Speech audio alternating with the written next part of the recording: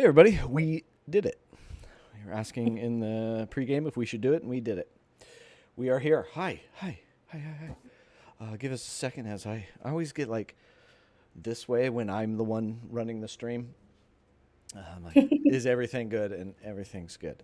So what's up, everybody? This game right here has been like 3 months in the making, and we finally are here tonight. July was when we were supposed to do this, but we're here. We finally made it. The stars aligned, and I'm happy to be here with these fine people. I can't wait. So we'll get into like game stuff here in a minute. Click the buttons. Yeah, that's all you do. That's it. You just click in the buttons. Debbie Snacks, 21 months. Ooh, that's almost 2 years. We're getting there. 20-month streak. See your tier one. Elephant baby. Thank you so much. Is that how long they take? Oof. Wow. I don't know. We can ask Quake one of the static. people with iPads on the cooking show. Quake Static, 19 months. Look at that. And then we had a follow 4 days ago. What happened 4 days ago? Were we streaming? I don't remember. But Lolly Poppins, if you're out there watching this, thank you so much for the follow. We appreciate it. But this is FeatherFall Tabletop, and you are here for our Brindlewood Bay one shot that's turning into a two shot, possibly a three. We're already talking about episode 3. TT2KB, what's up? 54 shots. Yeah. How many bottles of beer on the wall? That's how many episodes we're doing. So that's it. Shots. Yeah. Ginkgo, 75 bits. You know, something happened yesterday. I saw Ginkgo's face. What? Is I it real? saw Ginkgo's face. Yeah. He was doing a stream over on Foulsham Art. Hopefully I said that right. Doing some Ghostbusters over there. But we're digressing. Brindlewood Bay, the series. Yeah, that's it. This is season 1 of Brindlewood Bay. So FeatherFall Tabletop, many things are happening. We have games on Wednesday. That's going to be our Tomb of Annihilation game. Meta Theory, 6 months. For 6 months in advance. So that's like you're taking care of the future. Whew. Wow. Woo. We're going back to the future. So Wednesdays we're doing Tomb of Annihilation. Thursdays we're doing Wild Beyond the Witchlight. And then we have one-shots sprinkling here and there. We have a Marvel one-shot. Is it Marvel? Yeah, it's Marvel. Yes. We have a Marvel one-shot coming up. London, you're in that? Yep. Anyone else in that church? Are you in that? No. Okay. Just you in here, London. That is going to be run by Billy Zed. You know that guy. I don't know the date of that. I would tell you, but I don't know it.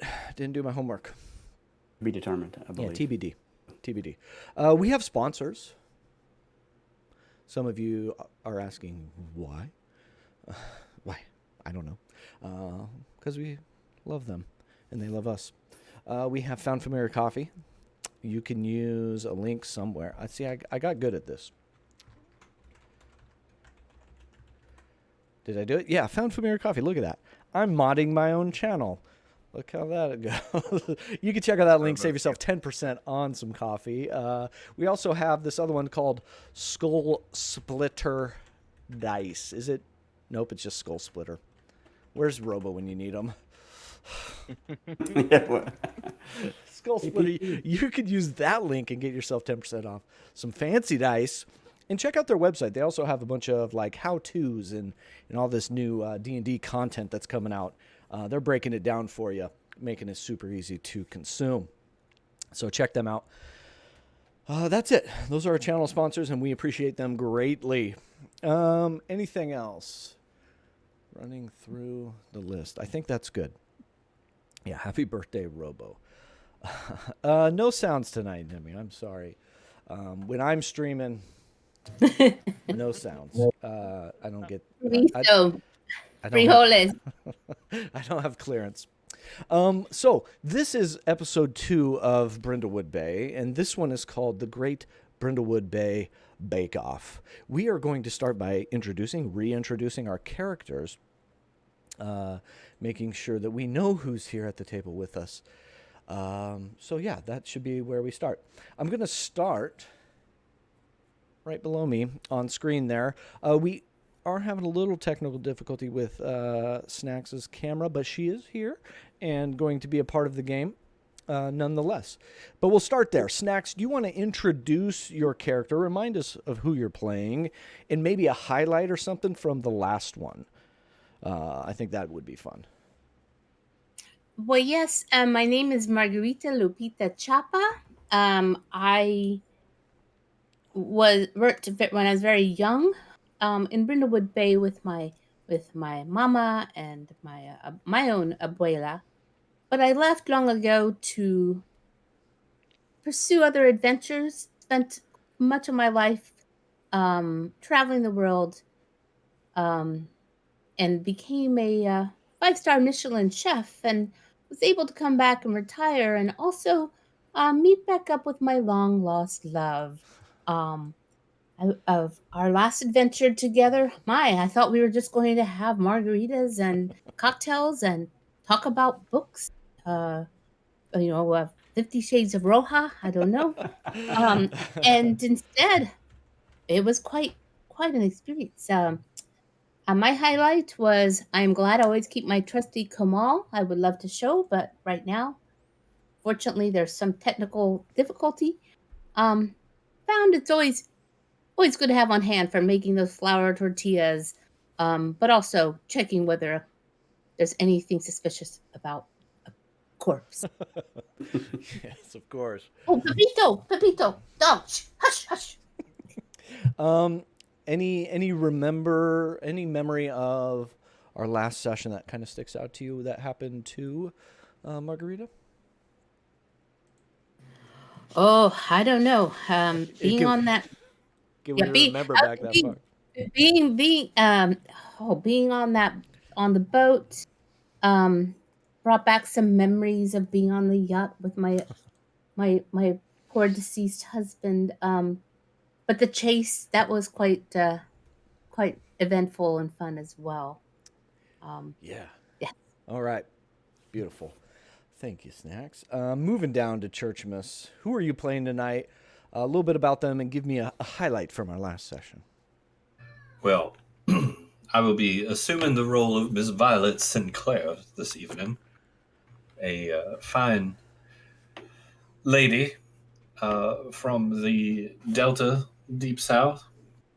I do enjoy some fine knitting. This is, of course, my hobby. We'll call it a hobby. Although everyone here has enjoyed my hobby to some degree. With my trusty and beloved friend, Rose, we can be seen around town quite often. Pepper the Vespa, my dedicated, stalwart steed of a small engine, but tremendous stature, gets us around quite well. In fact, we have been heroes, haven't we, dear? Oh yes, of course. All around town. We're going to start a blog and a podcast too, I think. What is a blog?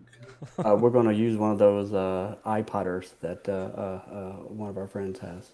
Are we getting into gardening? iPodders. The tablet thing. I don't know what it's called. Oh, one of those newfangled things. Yeah. Well, somebody told me I could get some good. I don't know, some good designs for my work, but all that aside, I am completely rambling away. I am probably the force of nature behind our little group. I do love our reading club, and I can't wait for this bake-off. We're gonna bring our dear friend to victory if I have to terrify the rest of the competitors myself personally. All right. Love it. Thank you, Church. Moving over to the other side of the screen, Isha at the very top. Tell us about your character. Maybe not a highlight from last time. I'm throwing you a curveball here. What have you been doing since the last episode? Maybe that. Huh? Okay. Okay, so I'm playing Lakshmi Banerjee. Lakshmi was a hotshot partner at a hedge fund. She can't get over that she was. She still is like trying to be hip and cool. She's the youngest of the mavens. She doesn't want to be considered old, even though she was forced into retirement. She spends her time throwing strategic charity events so that she can maintain her brand and network, even though they don't mean anything at this point. Um, she and her ex-husband were considered a power couple, and they split after he realized he couldn't live a lie anymore and ran off with his business partner / best friend, Steve. We're very happy for him living his truth, but now I'm aggressively on the market trying to replace him. I've been unsuccessfully dating. Every time I go on a date, I expect a Michelin star dinner and a resume in front of me from all of my would-be suitors. Um, and so I've just been meeting with my therapist, trying to reflect on why things are the way they are for me. It's not fair. I don't deserve this. And so I've been a part of this book club with my friends because I need literally any hobby. And my kids rarely call because I'm so pushy. And that's basically it. So I think for Lakshmi, she's basically been, after we solved the last mystery, she's grown a little warmer to her friends. She's been opening up and sharing some of her secret hobbies, like being a brony on the DL. Yeah, she's trying. She's trying to open up and be a little softer. But I think now that this bake-off is coming up, she's got her iPhone with her like overly large icons, like ready to go. And she's been trying to like start rumors about the other contestants so that we have an edge over them. And I think that's what she's using like during this downtime right now. I love is getting ready to ramp up for that. That's awesome. All right, we're gonna leapfrog over Quake there. We're saving Quake for last. We're gonna go to London. London, who's your character, and what have they been doing since last we met? Well, I'm playing Betty Rose. Betty Rose is a hippy dippy, character. She likes to wear bright colors, clothes with a lot of patterns and big bright jewelry. Little did she know that it was that Prue stole her look from Betty. So she's trying to figure out how to get out of that on the branding situation. I do got a new haircut as I'm getting ready to make my TV appearance. I wanted a Helen Mirren bob, that Violet cut for me, but that poor girl didn't wear her glasses. But I think it's okay. I hope it's okay. It should be fine. I made straight lines. It was totally good. I worry a lot about Lakshmi if she was ever going to hook up with that Sheriff Derry Pimple. I don't know if they ever got together. I wrote a letter. I hadn't heard back from him. He is a married man. We can fix that. Yeah, that's right. We're working on that with one of these blenders that we got that we do. I'm a painter, but I don't ever paint. I just have a room in my house with my little mini bar cart where I make gin martinis all night. All right. And what I've been up to since the last session, I'm trying to fix the results of this bake-off. I've been going to Costco and buying baked goods and switching them out with the other contestants in the hopes that they get kicked off the show and that we win. Those are tried and true recipes, so I don't know. We're all criminals, basically. Took a turn. All right. Moving up to Quake. I'm going to ask you a few things, Quake, about Goldie. Sure. Name. What style did you choose? So how do you kind of present yourself? What is your cozy activity, and then what maven move did you choose? Okay. So I'll be playing Goldie Schwartz. Goldie is very much still living in the 80s, like very much powered tracksuit, speed walking kind of aesthetic. Because you got to keep in shape. I mean, she loves baking. Her cozy activity is baking, and to work off all those baked goods, you got to go out and do your hour of power walking every day. To burn all that off. And then the maven move is Gordon Shumway. She has her rusty friend Hermione, the kitty cat, a very large Maine Coon, who is trained to do a few simple tricks. But mostly she just likes hosting little coffee, like high tea kind of get-togethers for the other people in the community. She loved throwing dinner parties back in the day, but now she's been focusing on the baking. Um, Trying to write a baking cookbook without too much success. Ooh. I like it. And now I'm thinking that the other mavens might have come to some of these like breakfast and baked Of good course. kind Yeah. of type of parties and brought her in maybe as a little bit of a ringer for this baking contest. Oh, I love it. Okay, good. Yeah, and you were definitely missed at the last book club meeting. The pregame snacks were not up to par when you're not there. All right. So your cozy little place, you're a baker, is your cozy activity. Now, with that comes your inventory. What are your inventory pieces? One is your cat, but what do you have on top of that? Yeah, I've got my cat, and so far I've written down the trusty immersion blender slash whisk.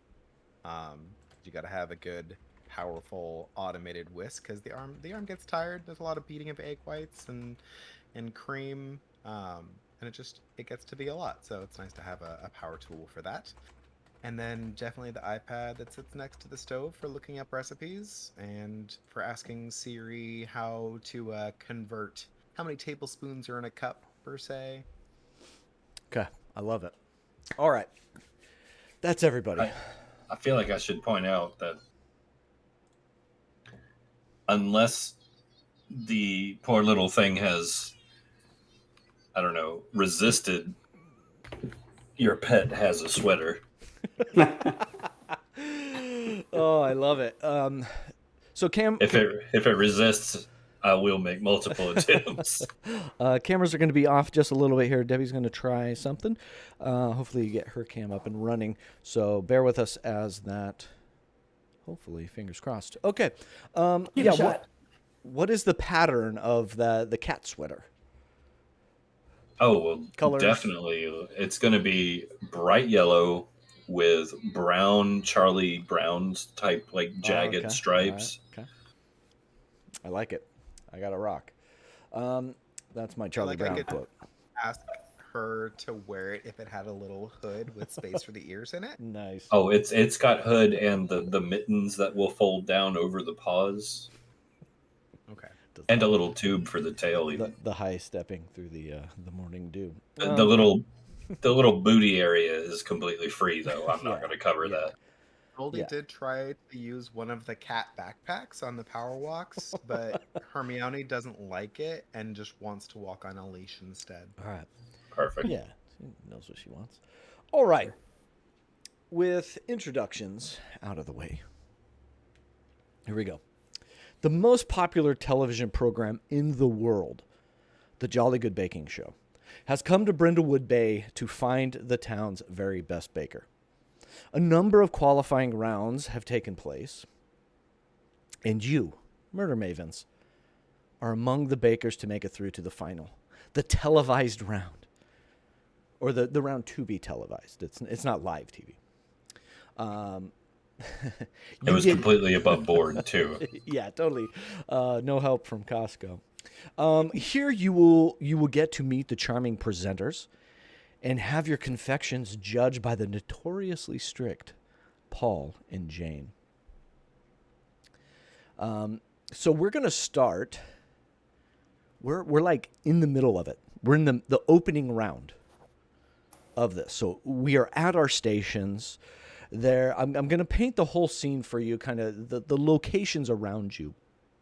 But you're at your stations, and there's the 5 of you and 2 other contestants, and it's kind of this horseshoe shaped. And then there's the judges' table out in front of you.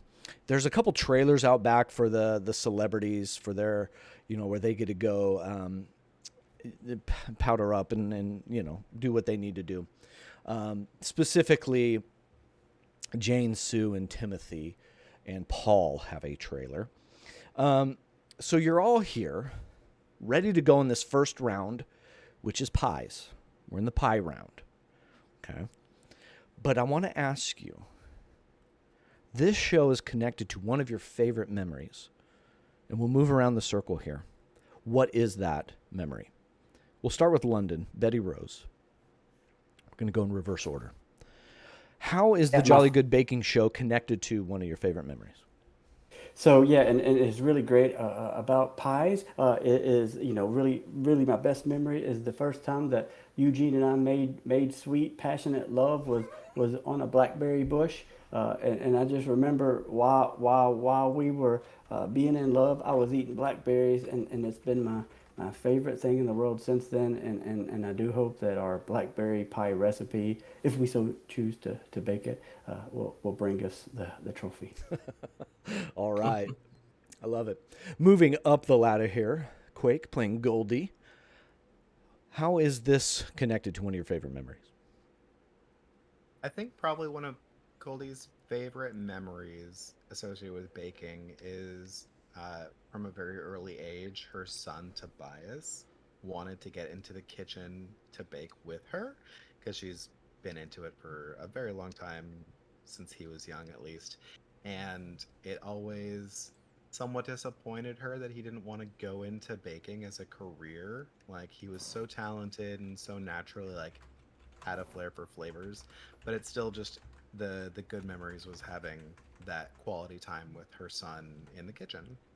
Okay. I like that. Very sweet. Moving up, Isha playing Lakshmi. I think Lakshmi is just remembering, like the first, like she comes from like an immigrant family, so I think like her parents basically like introduced apple pies at a young age, because if you've ever grown up in an immigrant household, like they are aggressively American and like try to fit in so hard, where like even if you don't celebrate Christmas, you're doing it. Yeah. And like all of those things. So like I think like her mom was like trying to teach her how to make apple pies, but like would add in like interesting Indian spices also instead of cinnamon. And so like there was a lot of trial and error there. And so I think she's just looking back on that moment of like where she came from and being a little grateful. All right. Yeah. Look at you all being so sweet. I love it. Church, how is Violet and this show, the memory of the show, intertwined? Violet's definitely one of those people who it's difficult to get Violet to sit down to watch television. But ever since our last little adventure and the realization and admission of her fondness for Rose, the two of them have been spending a lot of time together. And one of the things that Rose does enjoy doing is having a drink and watching some TV. And this is one of the shows we've been watching. And Violet has discovered that the two of them together, sharing a couple beverages, really get a kick out of seeing people break down and cry on this show. It just absolutely tickles Violet to death. And she's found a full appreciation. It's therapeutic. Yeah. It keeps her from bullying the cashier at the grocery store. Keeps you regulated. It's been very healthy for her. Are you knitting while you're watching this show together? Always. I'm knitting right now. I remember growing up, my mom crocheted a lot, and she made blankets, and she would, as we would watch shows, the blanket would get longer and cover her up. So it'd be in the wintertime. It was very highly effective. All right, Snacks and Margarita, are you with us? We have a visual. I'm here. Okay, good. Well, as long as we got the sound, we're good. I'm not going to worry about it. Snacks, you're here. Thank you. How are you and Margarita tied to the show? To the Bake Off? Yeah. So there's a memory of yours connected to this show, and what would that be? Well, I'm not really supposed to say this, but I might be the executive producer. I mean, let's just put it this way: I might have funded the production of the show. Okay. Because of my background, or let's just say, well, not really my money. I just have some friends who. Okay. You ever heard of Gordon Ramsay? I like this. I'm gonna add a little here. You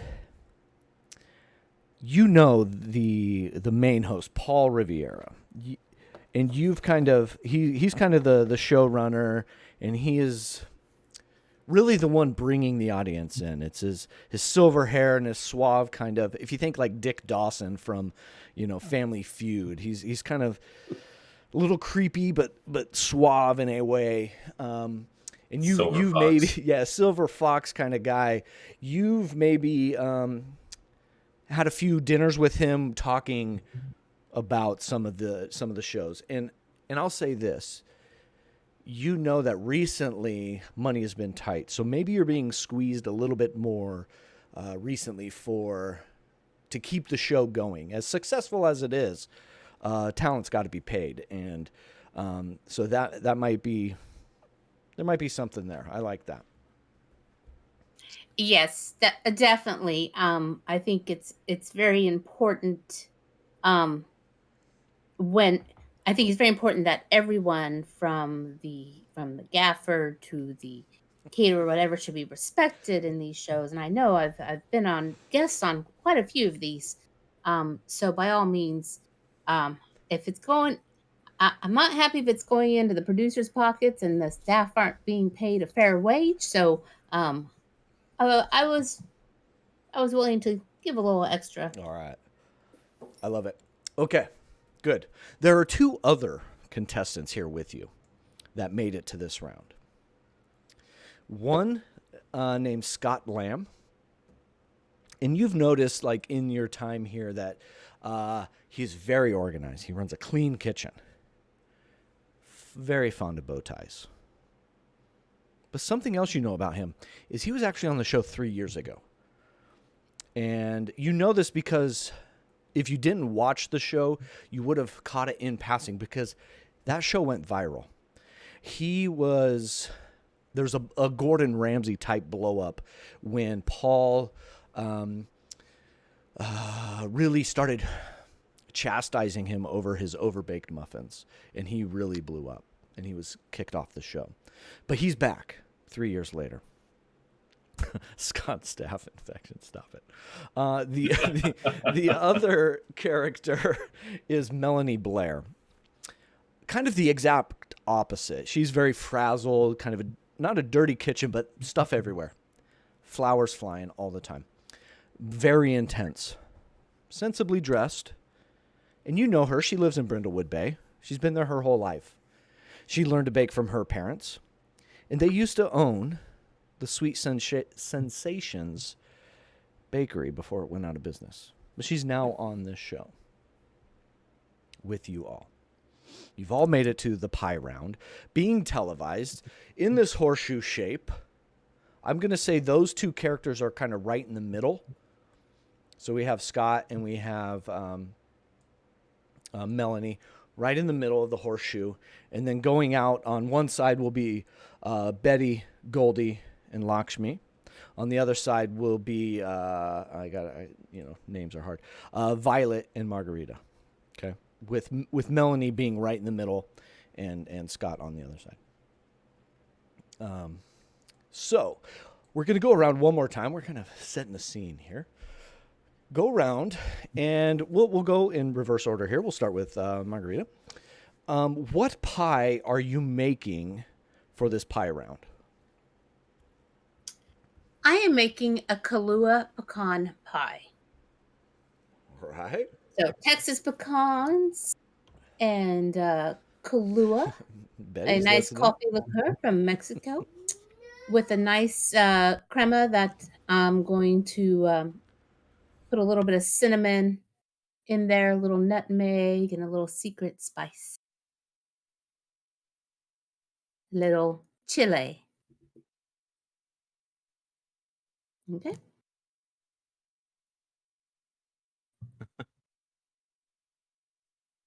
DM had to kiss the kids goodnight. Yeah, sorry, night time. So I had to give some hugs and some kisses there. Night, baby. Okay, that's They kept awesome. hearing the word pie. They wanted some pie. They was like, what was I happening? heard pie. Okay, that's awesome. Thank you, Margarita. Moving down, Violet Sinclair. What pie are you making? Oh, well, first off, I'm making a Mississippi mud pie with a gooey layer of sweet peanut butter across the top, and then a swirl of candied blackberry, a little nod to my dear friend, and of course, a slightly charred whipped cream Ooh. over that. All right. Mm. It might taste horrible when it's done, but I'm not here to win. I'm right. here to support my friend. I like it. One thing I forgot is after you describe your pie, the next player has to tell us if it's triumphant or a disappointment. So going back to Margarita's pie, Violet, is this triumphant or a disappointment? Oh, Abuela's pie? Yeah. Abuela's pie is making me drool. Okay. I'm actually probably doing poorly on mine because I'm Okay. distracted by how good hers looks. Okay. So Margarita's pie is triumphant. Lakshmi, is Violet's pie triumph or disappointment?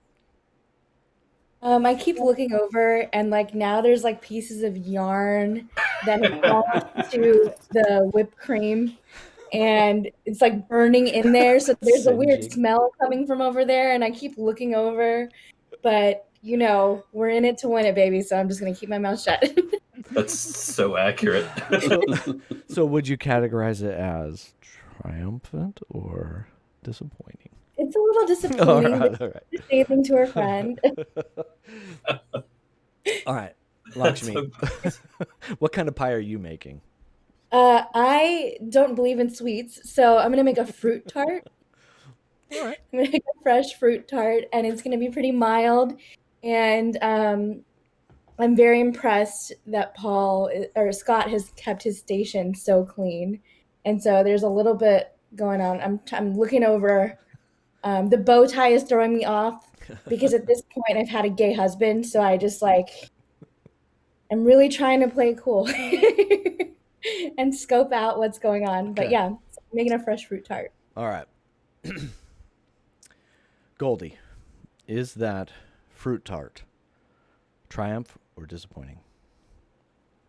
Well, the fruit tart itself looks phenomenal, but Goldie is concerned that it's a pie challenge, not a tart challenge, and she's going to get So disqualified. technically, so on the rules, you would say it would be disappointing because it's not a true pie. But All I right. still want to eat it because it looks delicious. Sure. But you're not following the assignment. Mm-hmm. Gotcha. All right. Goldie, what kind of pie are you making? So Goldie, as a longtime watcher of the show, knows that Paul Revere loves the citrus and will play directly into that with a lime meringue pie. And then to switch it up, we'll do like a plum jam kind of in a swirl through it. Ooh, I like it. Sounding good. Betty, is that a triumph or a disappointment?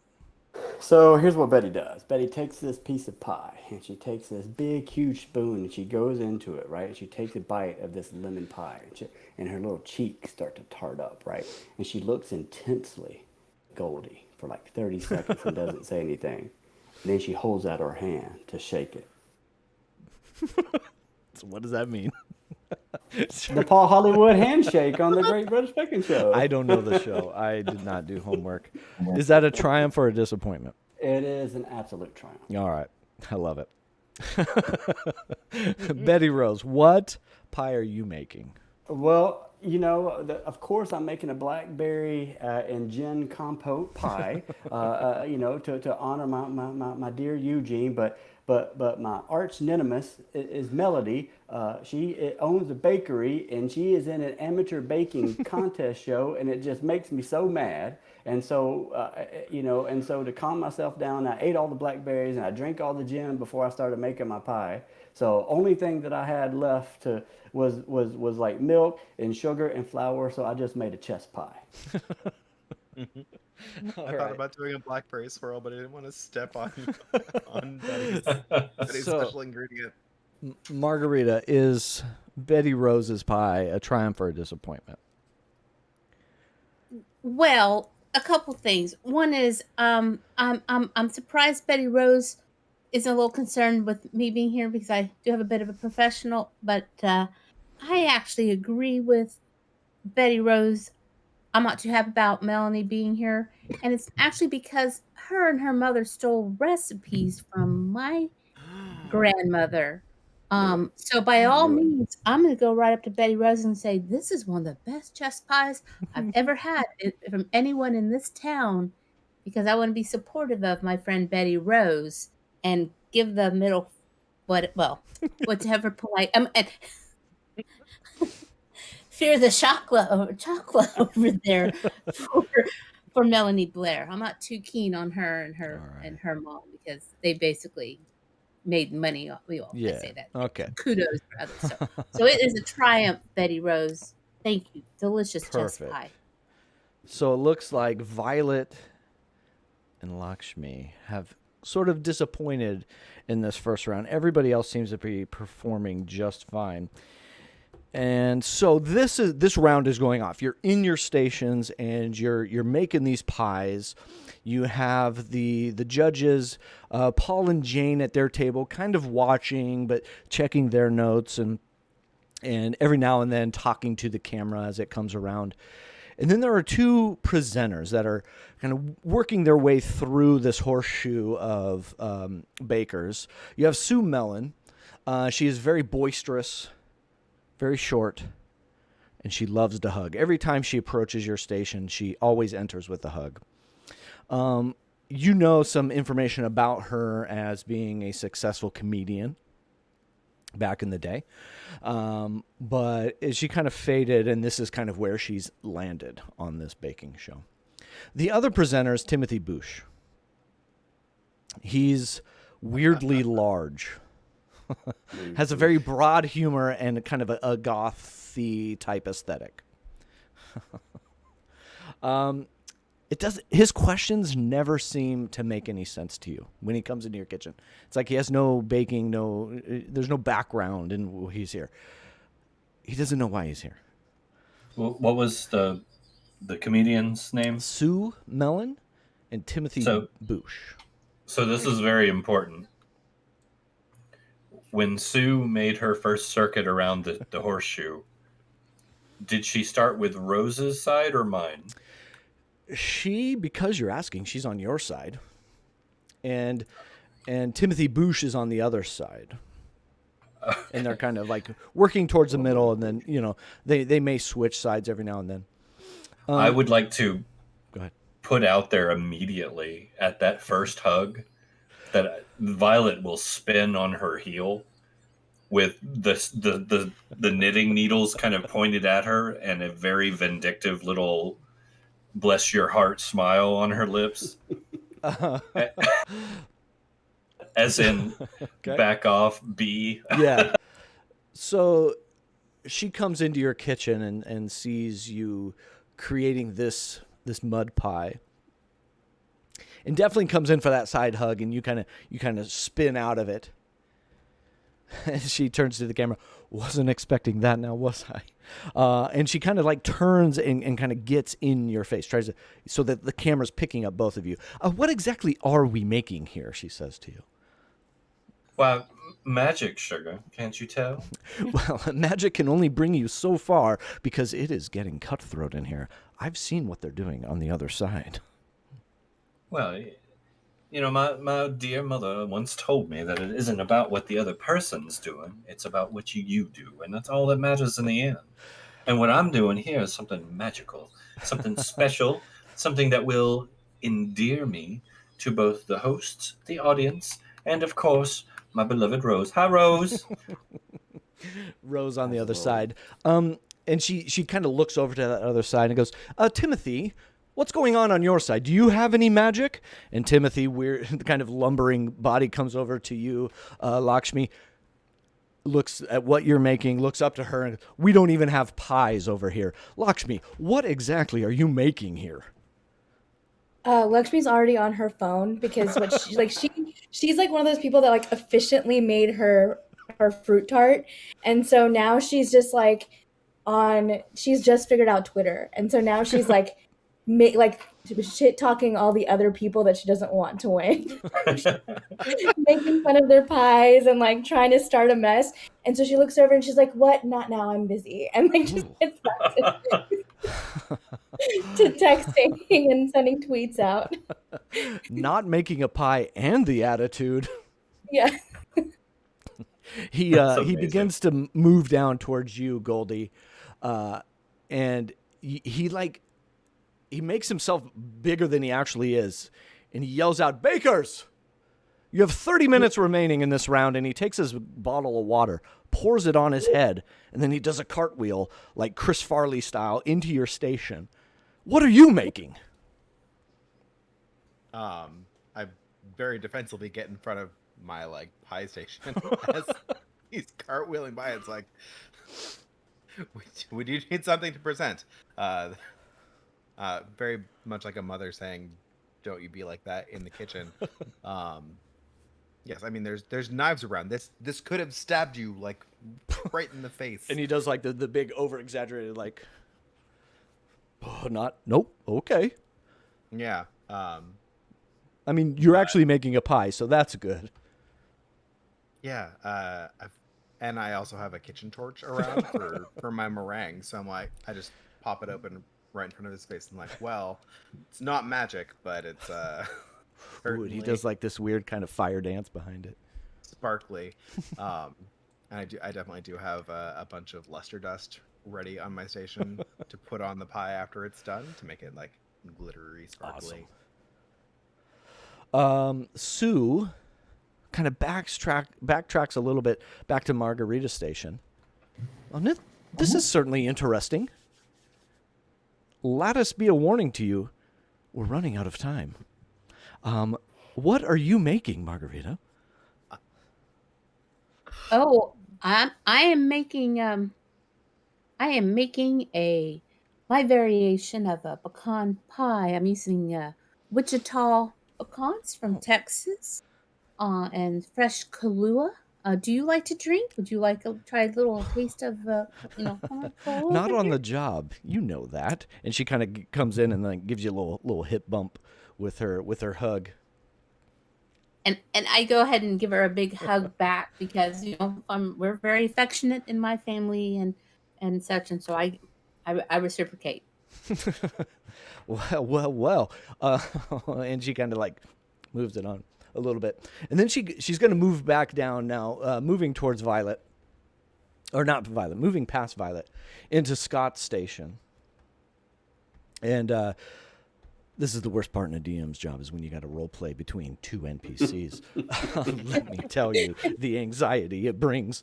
Comes into Scott's station. Everything is so organized, constantly cleaning the workstation. There's not a speck of flour outside of a measuring cup or outside of the tub that it rests in. I can't think of the name. Relax, chat. So this is the third bow tie I've seen from you, and gives him like a little wink. And he definitely goes in for the hug, and he's a lot taller than she is. So it's really this hug like around her head. And she asks like, well, in this muffled voice in the hug, what pie are you making? And well, I am making a blueberry pie. Blueberry is the most luscious of berries to put in a pie. Therefore, I am doing it, and I know Paul loves it the most. Sounds more blue. than those limes. And he kind of looks over to the other side. Sounds blue boring. Boring. By this time, Timothy Boosh is at Betty Rose's station, and he's thinking to himself, saying to himself, how did I get to this side? I have not a pie, someone making a great pie, and then this station. This is like, this is happy hour. What is going on here? Well, Betty doesn't notice Tim, regardless of his size, as she's got a blowtorch and she is burning cellophane and paper, which is the what she took off of the Costco pies that she brought in to plant on the other contestants. And she's like, Timothy, she said, Timothy, and she's got her little martini that she's drinking. She says, you're over there with those Scott stamps, over on this table, and you look at it and it's so clean. You know why? Because I bet you, and Violet, she'll tell you this is true. He went to Costco to buy those pies. It's so clean because he ain't baking. He brought those pies from the store.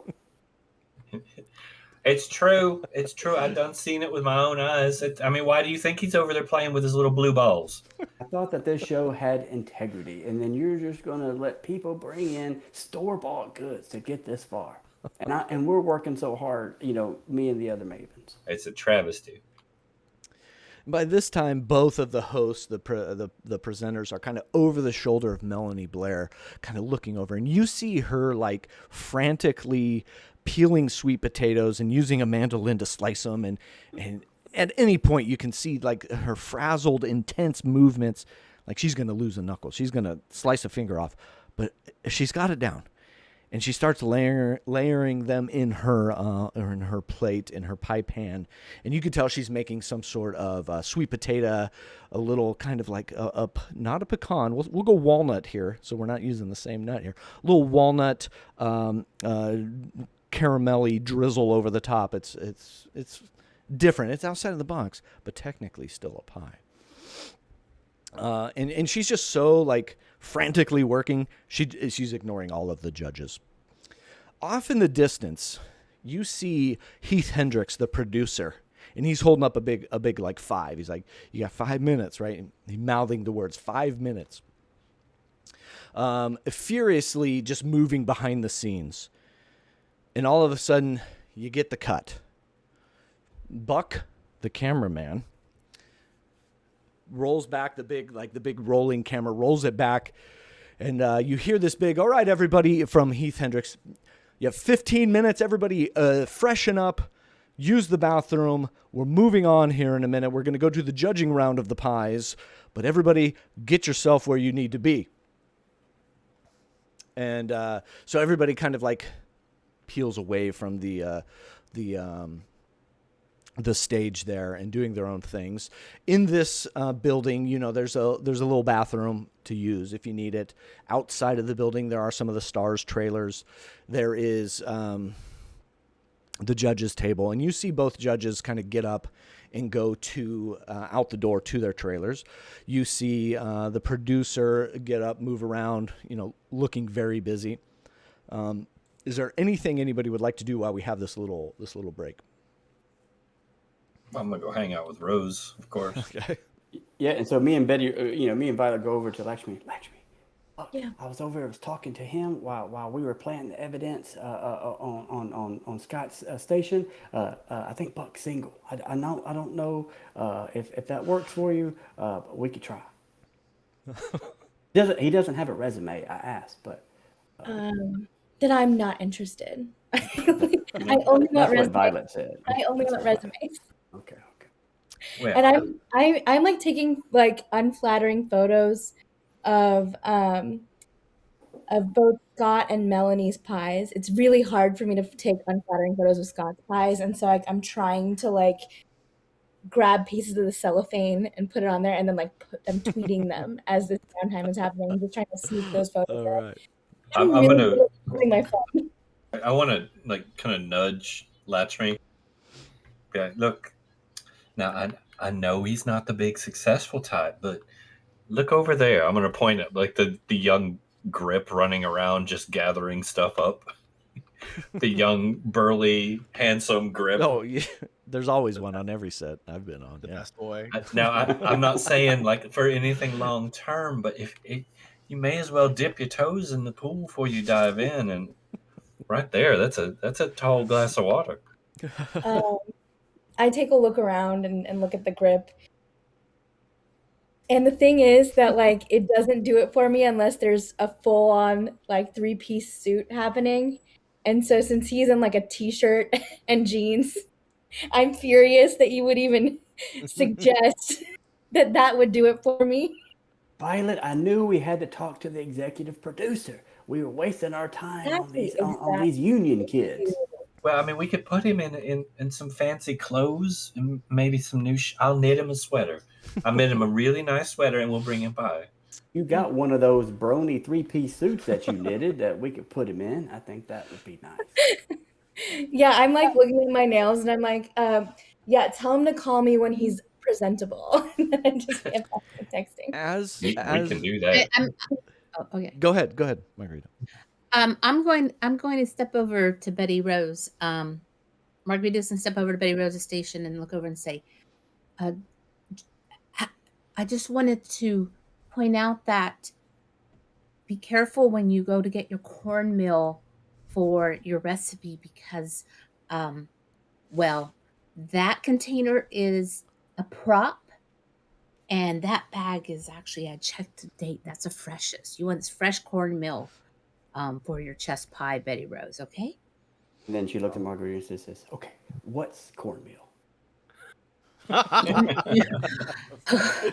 Would you like? I'm done with my pie. Can I help? Would you like a little help? I can help. Oh, help you. it's an ingredient. It's an ingredient. Okay, I forgot. Thank you so As- much. You're such a big help. I knew that you being a world-renowned chef would help me eventually, and now it has. Wait, Oh, and you don't want to put too much in. Only about 3 tablespoons should be sufficient, but make sure it's fresh. do you know who our real competition is here, ladies?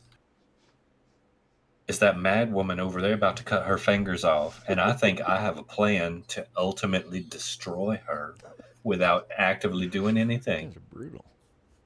As you're having this conversation, you see Paul get up, and you see Sue, or not Sue, the other judge, Jane, get up and head out.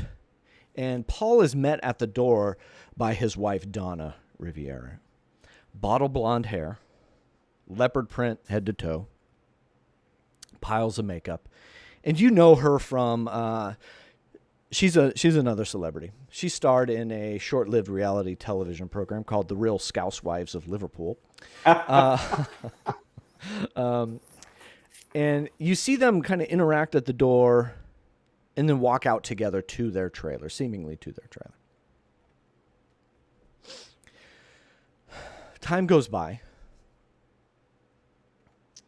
And you see Heath, the producer, starting to, okay, this is your warning. We got 2 minutes. Everybody back at your stations. Prepare to present your pies. Let's get this rolling. And he's doing like all the producer speak and hand signals. Buck, the cameraman, who's very good humored and he's got a general handsomeness to himself, gets back behind the camera. Everybody else starts taking their station. You see the wife, Donna Riviera, kind of take her seat off in the background. But none of the judges are coming in yet until Jane comes running in. Running through the door, kind of hands on her head, almost screaming her head off, like, "Oh my God, he's dead! He's dead! Paul is dead!" Everybody, and he's just screaming out to everybody that Paul, the main judge, the Silver Fox, is dead. He's in his trailer, dead. But he can't taste my pie. You see Heath Hendricks quickly. He's like thinking on his toes. All right, we'll get through the we have to film the judging round, and then we'll figure it out. Just leave it for a moment, and we'll figure it out. Everybody at your stations, we're down to 1 minute, and he starts to really urging everybody to get to their station. It's time to give the murder maven knowing stare to all my ladies. This looks like a job for. So even in the face of Paul being murdered, Heath and everybody's like, we have a job to do. So Jane takes her seat at the table. Got a little bit of sweat to her, has kind of this concerned look on her face, but she's sitting there and she's very stoic. And you know her as being kind of the judgmental one. You know, there's a good cop, bad cop. You got Paul Riviera. He's kind of wooing everybody and being that silver fox. But then you have Jane. She's, elderly in her own right, judgmental, but with kind of like this sweet kind of barb to it. Very posh. Sitting down. Who would like to present their pie first? I would. All right, okay.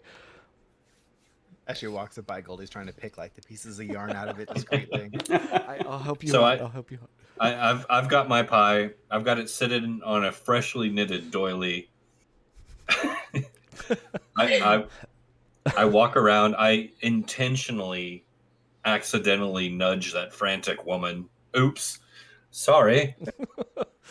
The doily is a nice touch, if I don't say so myself. But your pie here, it seems Fantastic. Thank you so much, dear. Here, let me let that It's- just sit right there for you. Now, listen, you don't need to say anything more. I'm just gonna like put my finger on her lips. well. You And don't she need to say anything more. puts your hand down immediately. I will say something. It is my job to judge, and this looks perfectly adequate. Thank you. It is. Oh, you found that as a compliment. Yes, dear. And just look, as I've said it so many times before, bless your heart. Thank you. You can send my winnings to my address. You have it on file. Thank you, and good night. Good night, everybody. And just start walking away. Well, come back. I have to taste it first. And so she takes her fork out and grabs a bite of it. Is this what chocolate did you use here for the mud pie? And I should say the peanut butter drizzle on top is rather underwhelming. The chocolate came out of the you see that tin over there with the word chocolate on it, sweetheart? That's where the chocolate is. I got it right out of there.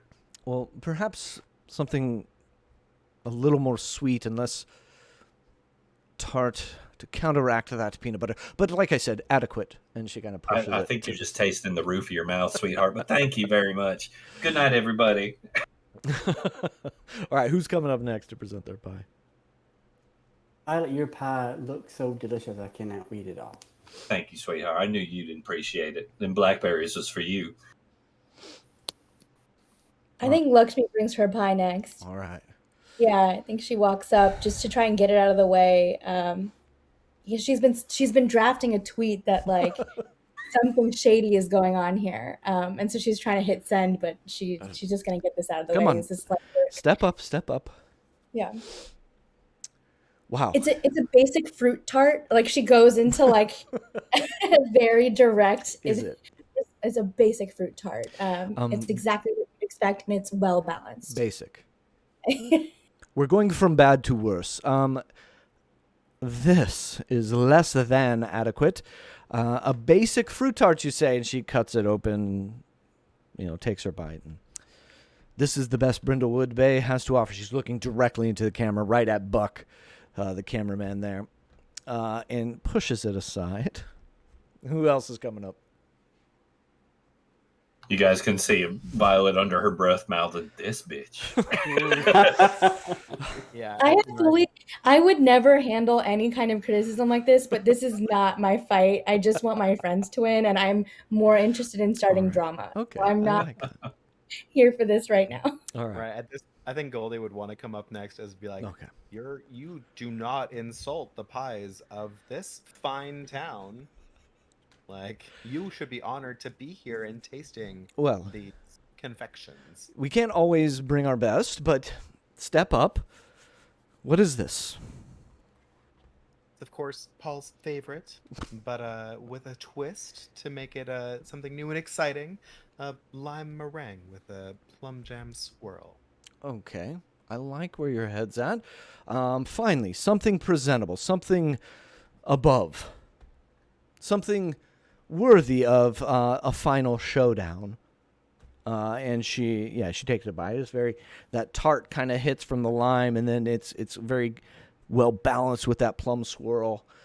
Okay, finally, something beautiful, triumphant.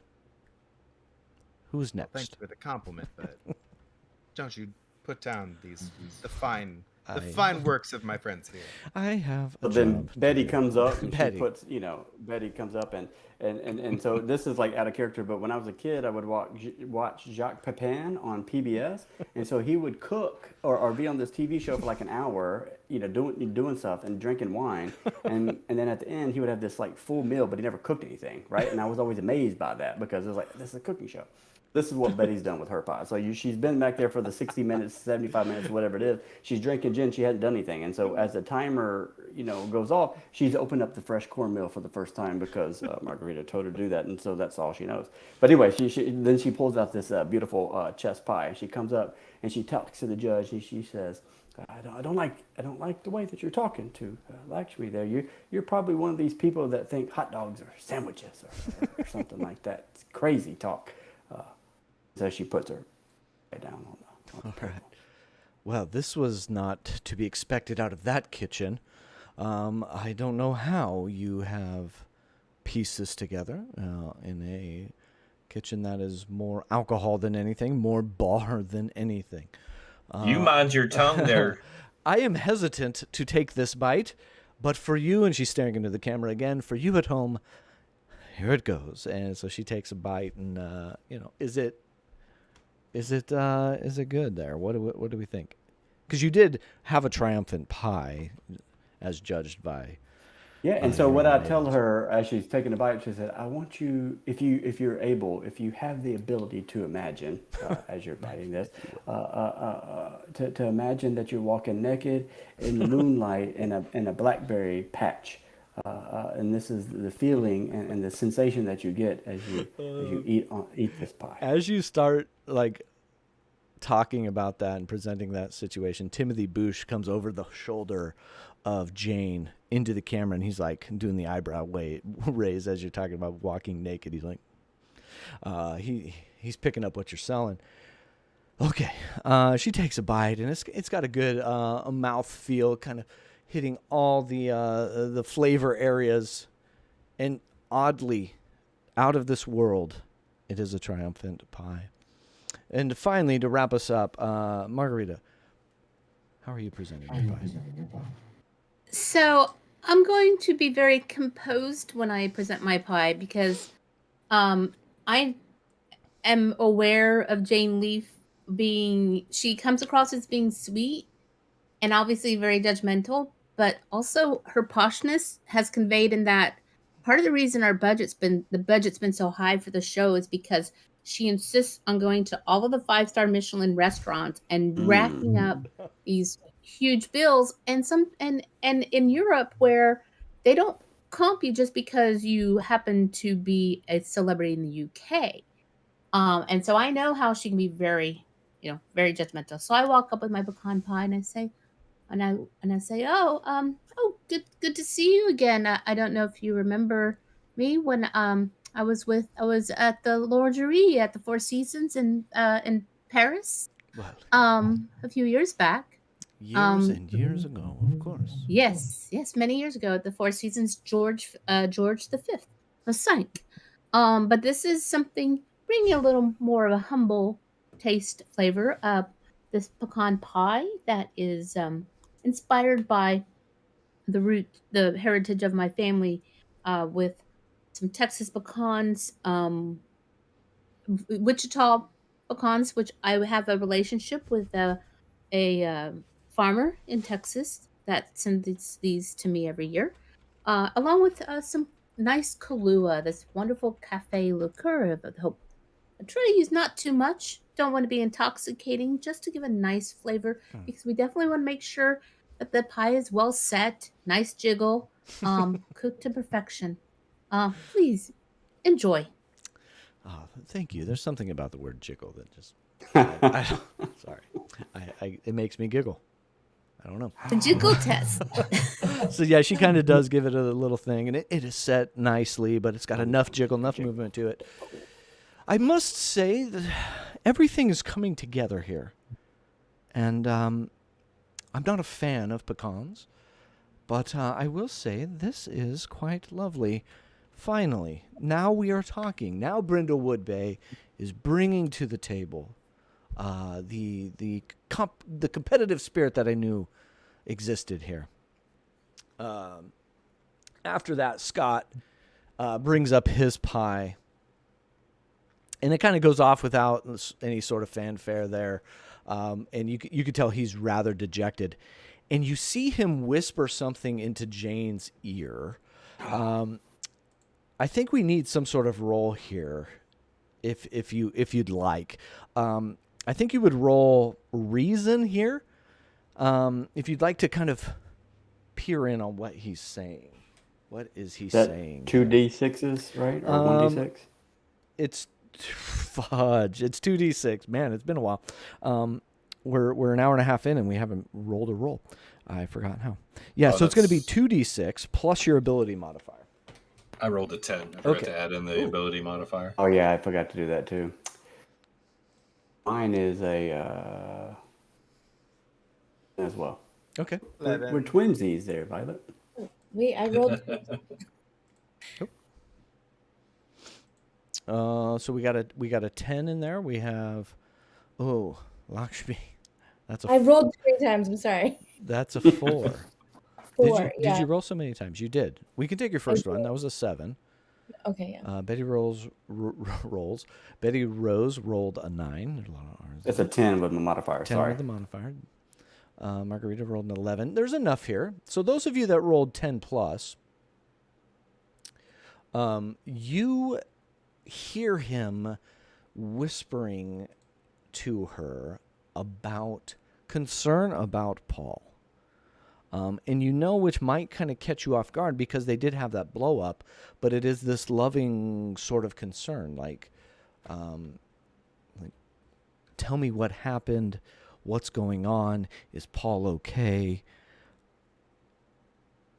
It's important to me to see him. What's happening here? Yeah. And then she kind of like, wedges him out of there, like, okay, not now.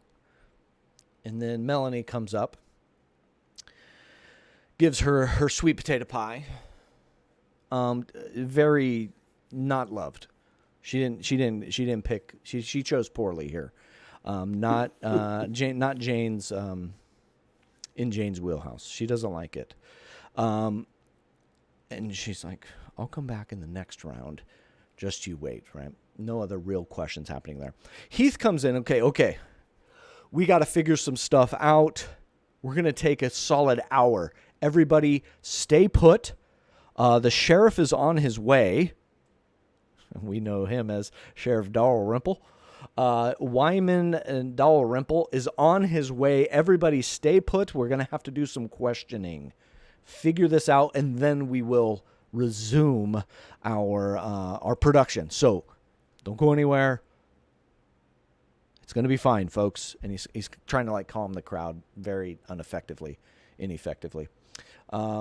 Donna comes in at that point and you can see that makeup just starting to smear down her face as she's been crying and just screaming, I can't believe someone would kill him, and just kind of losing her mind.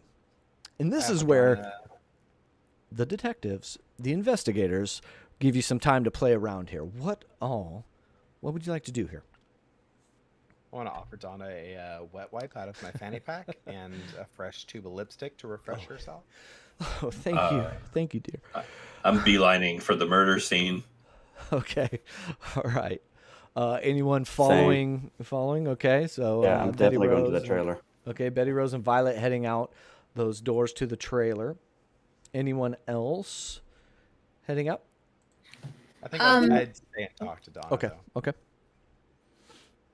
Lakshmi, are you staying in? No, I think I'm going to go. I think I go up to Donna as well. I think I know her from all the charity events because that's what housewives do. Yeah, I like that. Okay. Margarita, where do you want to go?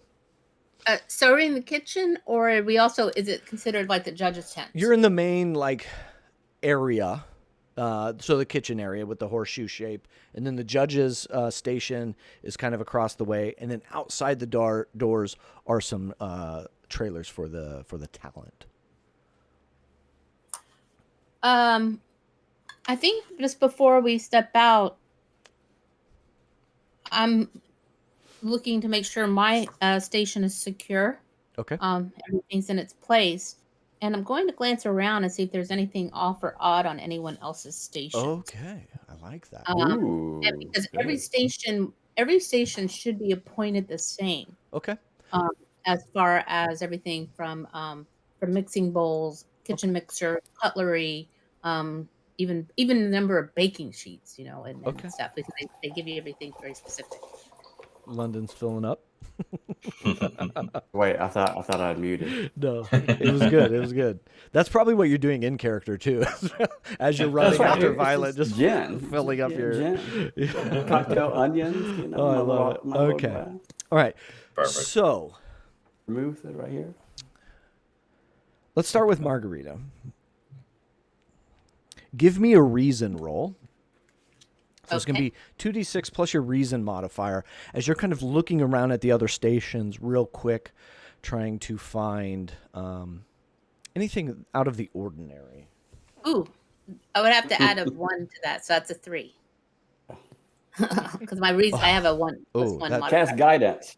Yeah, that's 24. that's not the best with a That's 3. not- yeah. That's going to be a that's going to be a fail. You are so focused on yours station and making sure that everything's kind of in its place where it goes, and you're kind of surrounded a little bit by, in being on the end, it's hard to see other people's stations. So you're not getting anything. You're not seeing anything out of the ordinary. But Goldie, as you hand this wet wipe and lipstick to her, and Lakshmi, you're heading up there as well. She's like, thank you so much. I just can't believe someone would kill him, right? And she kind of grabs your elbow, Goldie. Mind you, if anyone had a reason, it would be me, but it wasn't me. He was always trying to do me in. But I swear I didn't do it. Maybe I've thought about it a few times, but I just can't believe it would actually happen.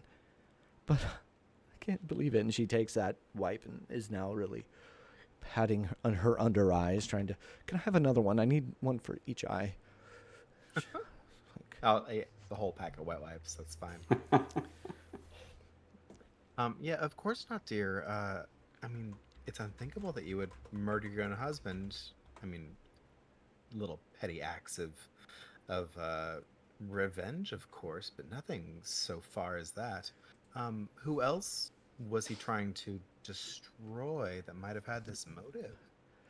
Well, he's always getting down on me for being a failed celebrity, and who was he trying to destroy? He was always, I know that he was trying to get more money, and he is the talent of the show. Sorry, was the talent of the show, and he was trying to get a better contract. His contract was just about up.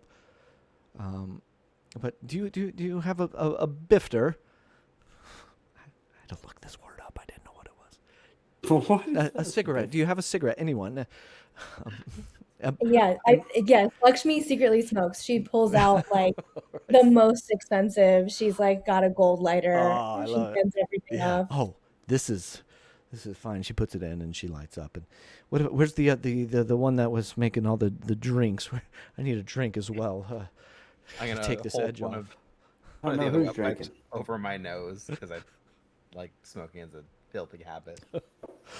While you're having this conversation, you can give me a meddling move if you want to narrate, like, what are you trying to get out of her? What are you looking at on her person, and looking for clues here, because that is our ultimate goal. Yeah, I think just the meddling. I'm trying to open her up, and maybe now that she's had some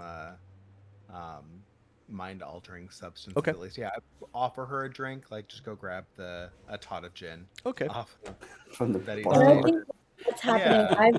I've pulled out my like phone and like looked up the last charity event all of us were at Okay. together, which is Homeless Not Toothless. And I'm fully like just scrolling through photos that are tagged of Paul, and like there are things in there that seem like he's been socializing and being cozy with people that maybe shouldn't have been captured on camera. Okay. And so I'm like pulling them up and I'm like, things were a little weird at the last event last month. And I'm just scrolling through and like Alright. showing her, trying to see like what her energy is. Okay. Yeah, and I'll play her with drinks. Be like, yeah, does any of these people like ring a bell as being suspicious? Okay. So go ahead and give me. I would argue you can give me a reason or a presence roll. Really, kind of. I'll let you decide, depending on how you are kind of vetting this out. We're trying to judge her reaction. Yeah.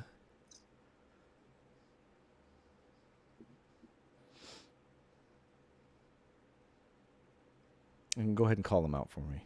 It's a 7 for me. Okay. My God, I'm not hitting today. That's gonna be a 5. Ooh. Now. But you know what? I'm gonna force a success. Okay. So you can put on a crown. Yes. Yeah. And that bumps you up to the next success level. So if you are a 7 to 9, putting on a crown is going to get you into the 10 plus range, which is like a success, or you get everything you need. 7 to 9, there's some sort of implication. So you're going to go ahead. You rolled a 5, so that's going to put you in the 7 to 9 range. So you're going to see something, but there is a little complication. Okay. Well, I think it'll be worth it. So we'll do it. Okay. So I'm going to give you a scene in the present day showing a burgeoning romance. Ooh. I'm a little frustrated that my friends clocked this grip because I thought no one would ever guess that I'm into this burly grip. And we've secretly been seeing each other as we've been prepping for this, this whole bake off. And I don't know what it was. I think one day he just helped me out, like came and moved some stuff around my house. Okay. Yeah. So you've been seeing. And I am mortified. And I've been trying to play it cool, like not looking at him, not engaging with anybody here because I'm too good for it all. And they just clocked it. So I'm really. All right. I like this. Yeah. In your time with Buck, Brilliant. he talks a lot about Donna. Which is weird, right? Because you're spending time with him, but he's talking a lot about Donna, Paul's wife. Okay. Okay. I don't like that because everyone should only be talking about me, but that's does? fine. That's fine. Yeah. Yes. And you've heard, and here's your clue.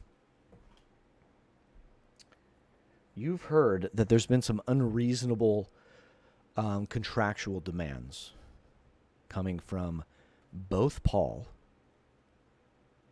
and Jane. Both Paul and Jane.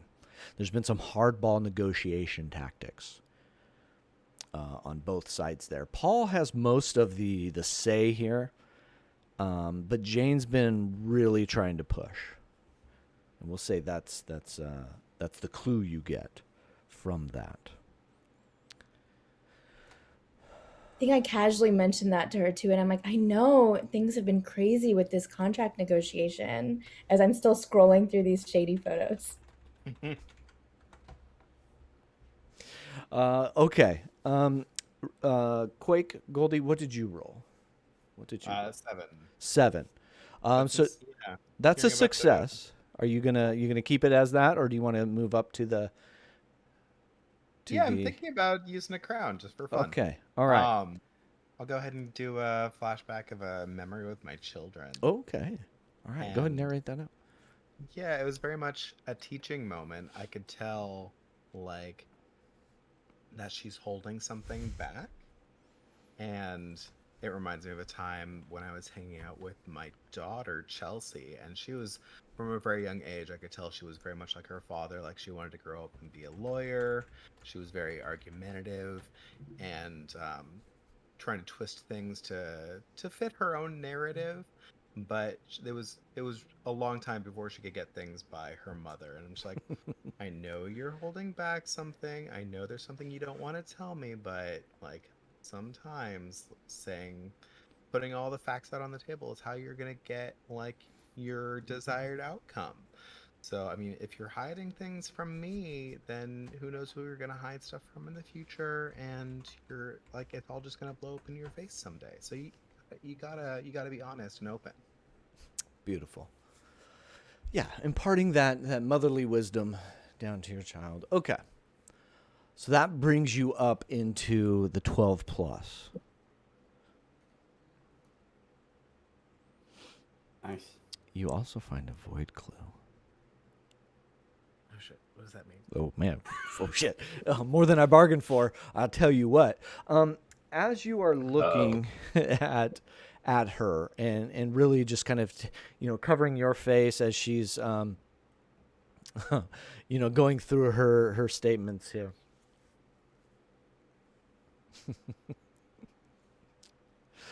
Oh Jesus! There's so many things to pick from.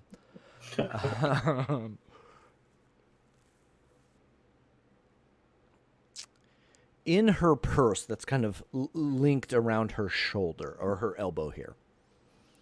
And she's like going up to clean her face and put on new makeup. It's kind of like flopping all around. Out falls onto your feet a pair of plane tickets to somewhere far away. To somewhere far away.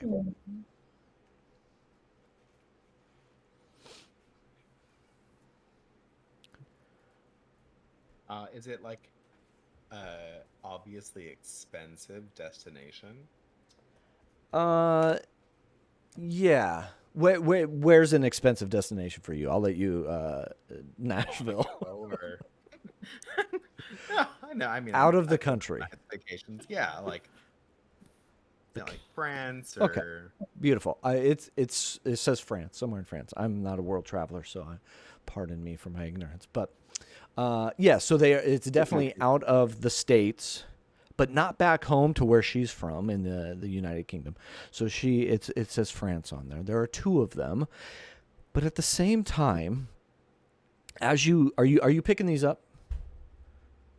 no, I definitely still want to be like helping her clean up her Okay. face and making her gaze be away Okay. from where they fell out and trying to read the names on the tickets. Okay. TT2KB. They come from France. Yes, I get it. That's a Coneheads quote. Yeah. So as you're looking at that, and as your eyes come up, here's your void clue. Her face and Lakshmi's face seems to be a featureless wooden mask. It's almost like your eyes can't focus as you're coming up from looking at something on the floor to looking at something right in front of you. And if you think of like the Jim Carrey movie, The Mask, don't know if you've seen it, you should. But it's this wooden kind of wood-grained, featureless mask that is there, but as you blink, it goes away. It goes away immediately, kind of catching you off guard for a little bit. Cuban Pete. That's a great scene. And are you looking for names? Yeah, if they're Back in the day when they printed,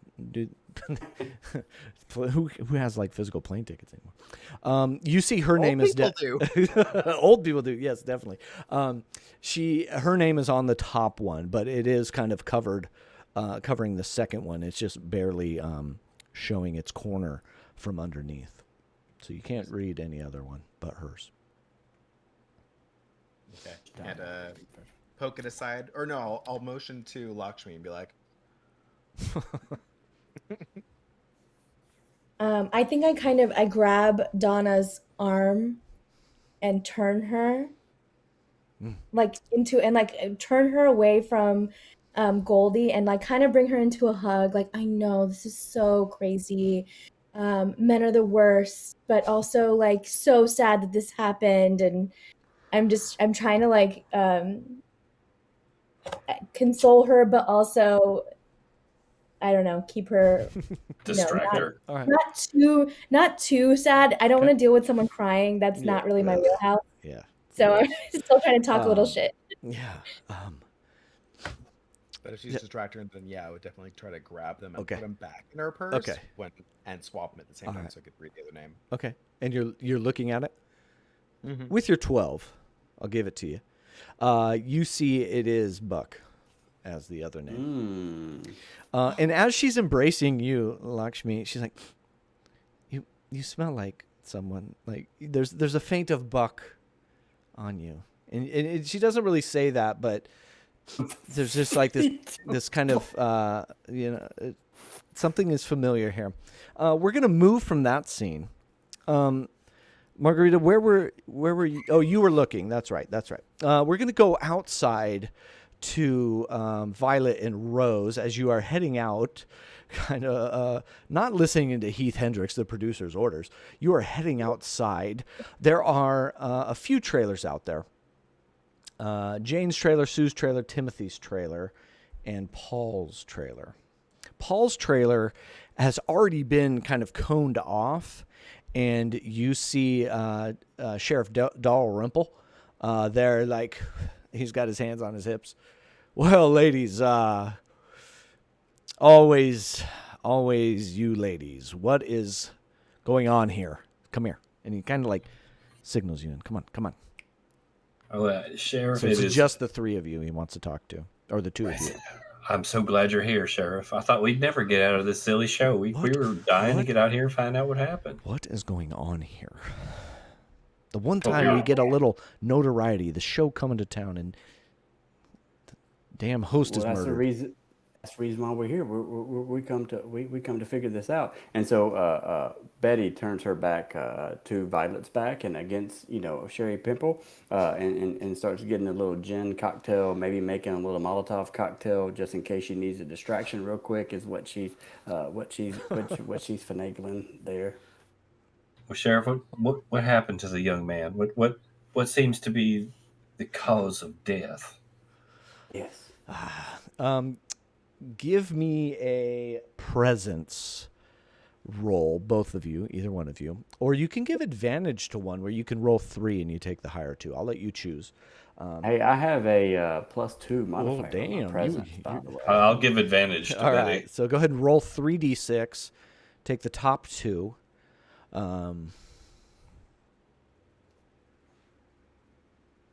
So was that 12? Mm-hmm. Oh shit! Look at you, Beefy. Jenny.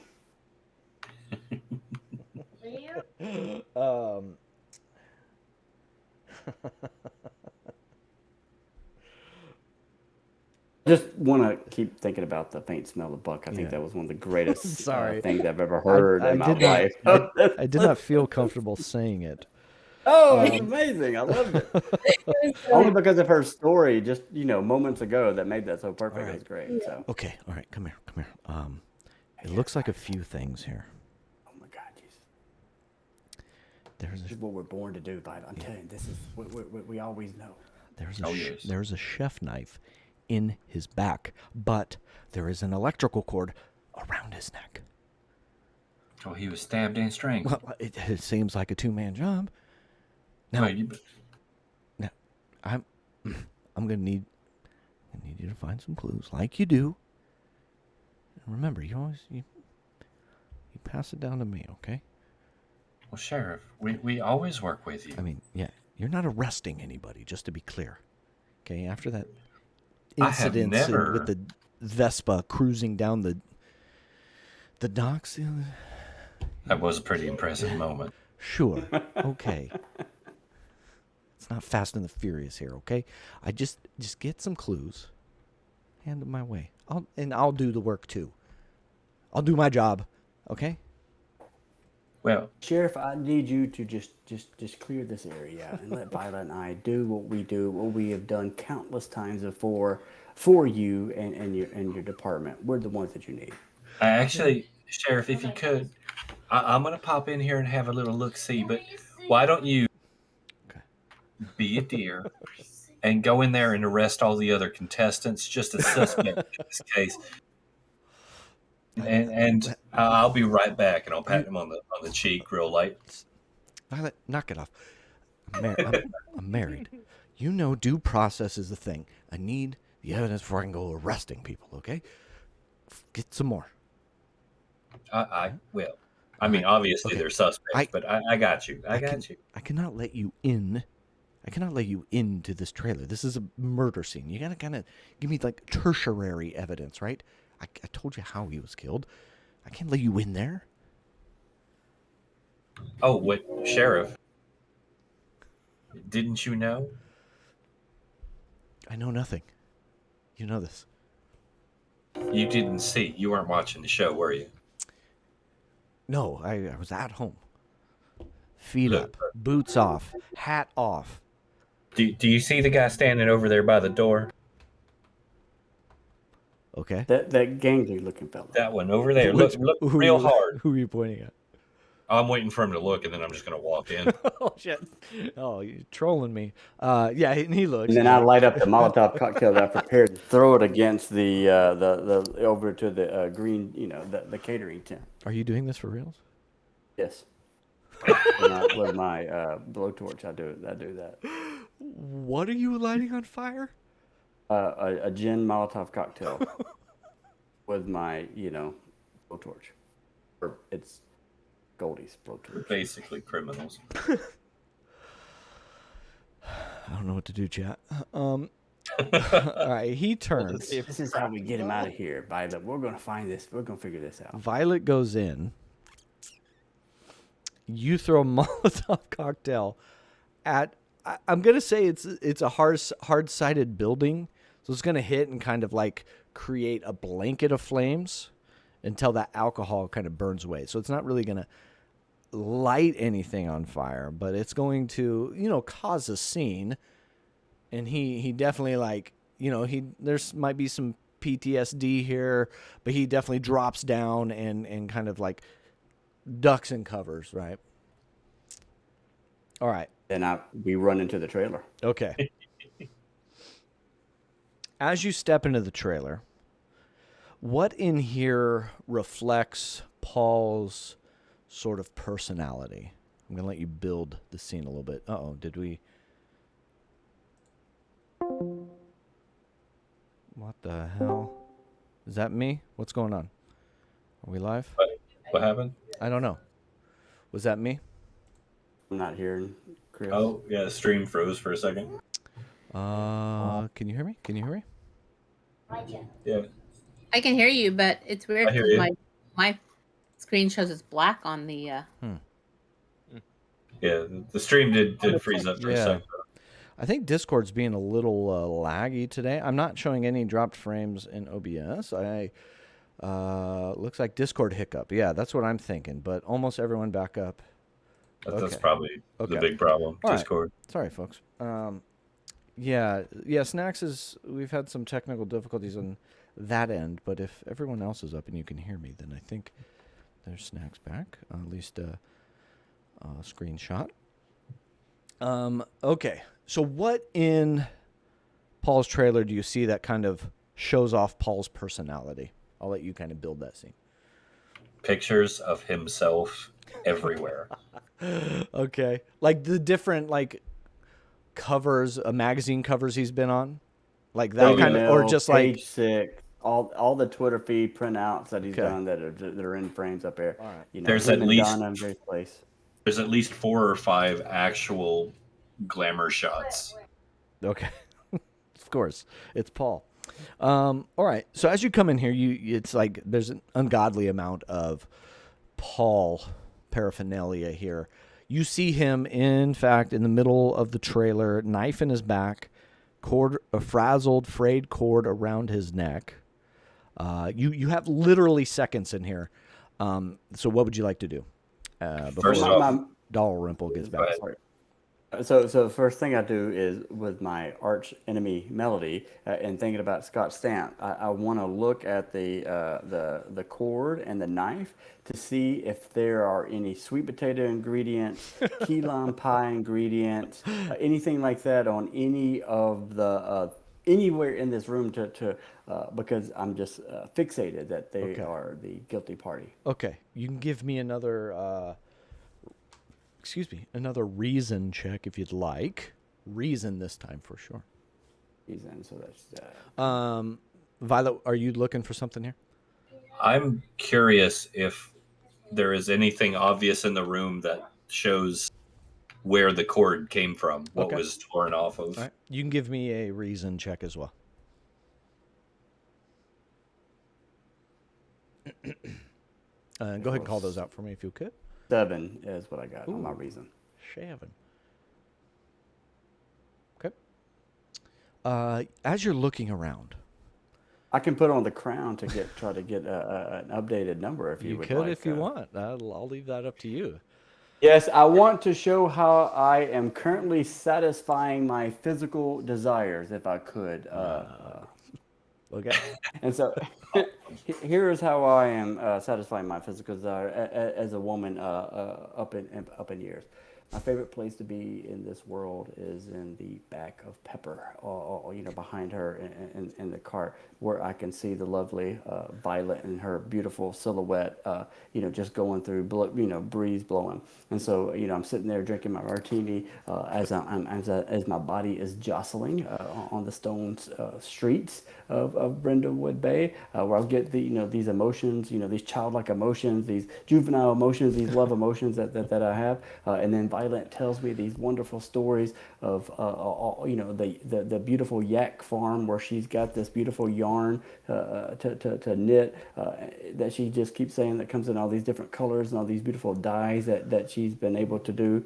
I just love that, and so that is what is my physical Just desire. So really- I have now. Really jars something loose there for you. Okay. All right. I can't argue with that. That's great. So as you're looking around, the cord itself seems pretty clean. The knife is of like just random make. It's not engraved with any. It's nobody's special knife. But you see like a piece of paper that is underneath him, and it is kind of being covered in blood as he's kind of still bleeding there. It is a letter to him for that's about all you can make out without moving it. Letter Yeah. to Paul. Yes. Do I see it as well, or? Yeah, you can see it there. What did you roll on your? Oh no, my roll was terrible. Okay. I would believe Betty points it out. But you see the top of the letter, and it says "Dear Paul," and then you can see some other words, but he's really kind of resting on it. I will lift him up and kind of nod to Betty to grab the letter. And so I, pulled out the bloodstained letter, Okay. and, just kind of look at it. A bulk of the body of the letter is covered in blood at this point, but down at the bottom, it does say, "Please consider this. Yours dearly, Heath Hendricks." And you can make out some of it that he seems rather upset, like he's playing this childish game of back and forths with the contractual demands, both his own and with Jane. You can kind of get enough of that, but it's starting to like sort of all wash out with the blood soaking in. Can I check for one more thing? I'll get. I don't think so at this point. I think Daryl Rimple is now getting up and he's out the door. What did I said? Not in here. Come on, put that back. Put it back. He's looking at you, Violet or Betty Rose. Put them back. And so then what I do is I try to shield Derry Pimple, and I was like, Sheriff, did I ever tell you about this? That one time where we were doing this thing. Okay, not this just time. to keep Violet inside the trailer. Out. Let's go. There are many I places. was gonna say, if I have even a second, I want to make a pocket dive to see if he's got a phone. If he has a phone. The dead guy, yeah. I'm going to, you can do that with disadvantage, and you're going to have to give me, let's do a vitality roll. Let's do a vitality. Not a lot of those happen, but let's do a vitality. Our first vitality roll of the campaign. Let's get hyped. Vitality roll. An 8. An 8. Oof.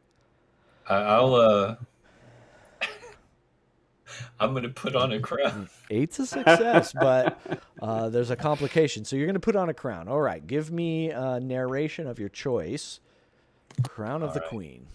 I want to... All right, so this is a flashback showing how I was an imperfect sister. So Violet has a sister that she never talks about. They don't like each other at all, primarily because Violet has a twin. Violet's twin, Jezzy, and they were close. They were one of those twin sister pairs that like made up their own language, and they were little, and they were inseparable, and they sang songs together, and they knitted together, and they did everything together. It was a beautiful, beautiful thing. But there was this one incident in particular where they were teenagers and they were out and about, and Violet was a little crazy. She was getting into the reefers, and Jezzy wasn't about that life. But Jezzy went along because they were twins, and they backed each other up always. And so Violet was out with the beatniks one night at a beat poetry session, drinking the coffee and smoking the reefers back in the back room. And all of a sudden, in the middle of this brilliant Kerouac reading with some upright bass and some bongos, the fuzz bust in. Okay. And, she's got her reefer in this little, crocheted baggie lined with plastic. And she panics in the moment and just shoves this baggie into Jezzy's pocket in a panic, not thinking. And Jezzy took the fall for Violet's having the reefer. And Violet didn't speak up. Jezzy got in a whole mess of trouble, and they really were just never close again after that. Oh no, it's taking a turn. Oh, we're learning about our characters tonight. All right, I can't say no to that. You, as Betty Rose, kind of is playing interference here. You're able to do a quick dive into his pants pocket, and you do feel a cell phone in there, and you pull it out. No time to look at it here, but you do get a cell phone, and you're able to kind of pocket it yourself. All right, okay, Sheriff Dalrymple's like, come on, this is crossing a line. I let you ladies get away with a lot. This is not good. Get out. And so he's really like urging you out of there. Oh, sorry, Sheriff. I didn't realize I was doing something wrong. I was just trying to help. And he's like, he smells the bullshit. He's like, yeah. Okay, come on. With that, we're going to cut back inside. Margarita, anything else you'd like to do as you've kind of cleaned up your area? You see some of the other people, cast and crew, kind of like really some of them dejected, some of them moving around. Heath moving around very quickly. Buck's in there. He's just really kind of like checking his camera, cleaning the lens, and making sure it's up and running. Melanie and Scott aren't moving from their station. They seem rather not indifferent, but they're not panicking or like obviously they're not investigating. But what would you like to do? I'm going to approach Buck and ask him. So how have things been on the set? Oh. Have y'all been getting? Did you get those raises that the production management said they were going to Are they? give after? I just know a few things. Yeah. Are they handing out raises? I mean, I don't think I've been here long enough to deserve one, but I mean, if you can kind of He got a different kind of raise. if you can grease that wheel, I wouldn't mind a little more in my pocket. I'm not quite sure. I understand. Nice meeting you. And I'm going to turn around and stalk right over to Heath. Right? Is it Heath Yeah, Hendricks? Heath is the producer. What? And he's like, kind of got his hands up. What? We're done talking already. Well, was there anything you might want to? Do you have any share? What's your relationship with Paul? Of course, it's tragic, right? I mean, anytime a life is taken too soon and the rose wilts before its time. Of course, that's tragic. You seem rather romantic for a grip. That sounds like something Lakshmi would say. I don't know what's going on happening. But this show, the Jolly Good Baking Show, it's one of the few lights we have in this dark and dismal world. He's got kind of like a William Shatner, a little more smooth kind of delivery to it, but he's very like some pauses in there that don't often make sense, but he's putting him in there anyways. I mean, tell me another show that can bring all these people together like this one. Young, old, rich, poor, black, white. It doesn't matter. It's something we can all agree on, you know. And now that Paul's gone, it's probably not going to be the same. That light, and he's like looking at all the stage lighting. Mm-hmm. All those lights, you see them? Look up there with me. They're all just a little bit dimmer now. You feel it? Yes, I think so. Probably. Well, she's not sure whether he's being sincere. She thinks this is she's been around the world a bit, and Margarita's a little. Yeah, this guy just seems a little like he's putting on his own performance. Well, if you don't mind, I'm gonna finish the maintenance here and go take a break myself. All right. Well, definitely don't want to keep you from your job. Yeah, it's been nice talking to you. He kind of gets back to doing the final cleaning on his camera there. So after this conversation with him, I'm going to stalk over to Heath Hendricks and say, okay. "So Heath, just not had now. a I don't have the time. Not now. Is it important? No, yeah. This has to do with the cash, the investment that I made into this production last month. It was well spent. You remember hearing there was a executive producer that was not being named? Just from a not creative, not involving anything in your production other than money. Yeah, it was that was you. I don't even want to look in the legal logistics of you donating money and you getting on the final of the show. That's just, I don't have the time for that. Like, our lawyers are going to have a field day with that one. But yes, I mean, it's appreciated, of course. But I mean, the way Paul was kind of nitpicking over every little imperfection in the demands of some of the cast and crew, it's no wonder he's dead. I mean, sure, I'd daydream about killing him myself, but did I do it? Absolutely not. He's a pompous, arrogant ass, of course.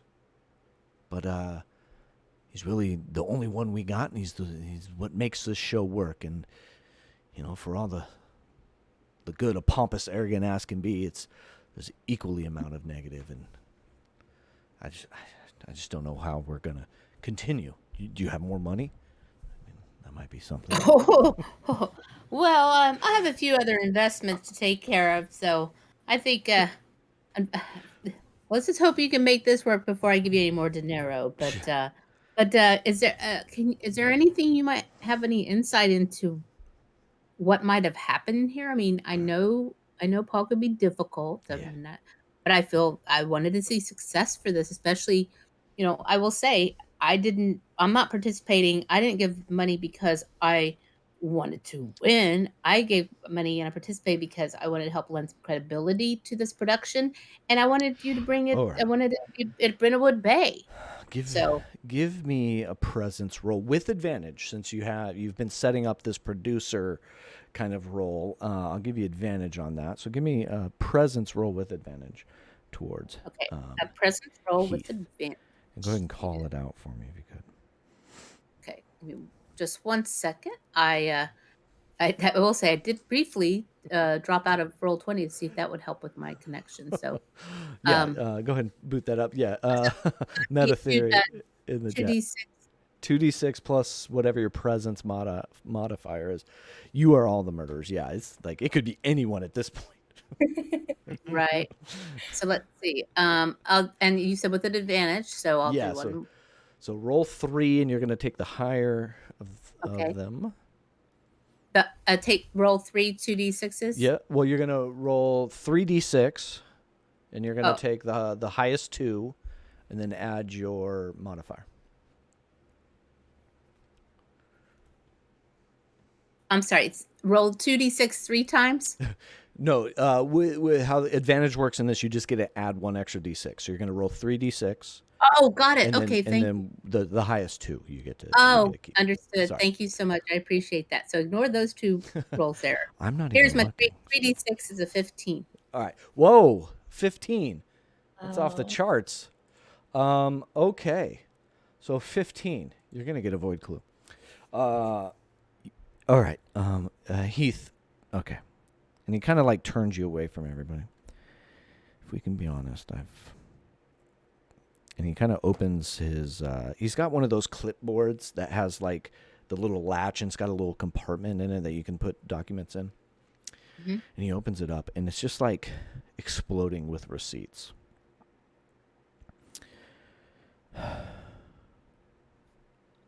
These are from both Paul and his wife. For whatever reason, they have been just on the spending spree. And they're trying to run these through as business expenses. All of these. I mean, look at these. And he's just like pulling one after another. And you just see it's just all these like extravagant expenditures. Expensive dinner, jewelry, clothes, tanning. Paul loved to tan, so he's very tan. And it's just all of these like, how are we going to keep a show going if he's trying to nickel and dime every penny out of me? Nickel and dime every penny? Who says that? I mean, you could tell I'm frustrated, right? I'm not even making sense. I'm speaking to you. Look at this is my face going. But I am at a loss. Who needs all of these things? And where are these things? Diamond earrings? And he holds up the receipt for diamond.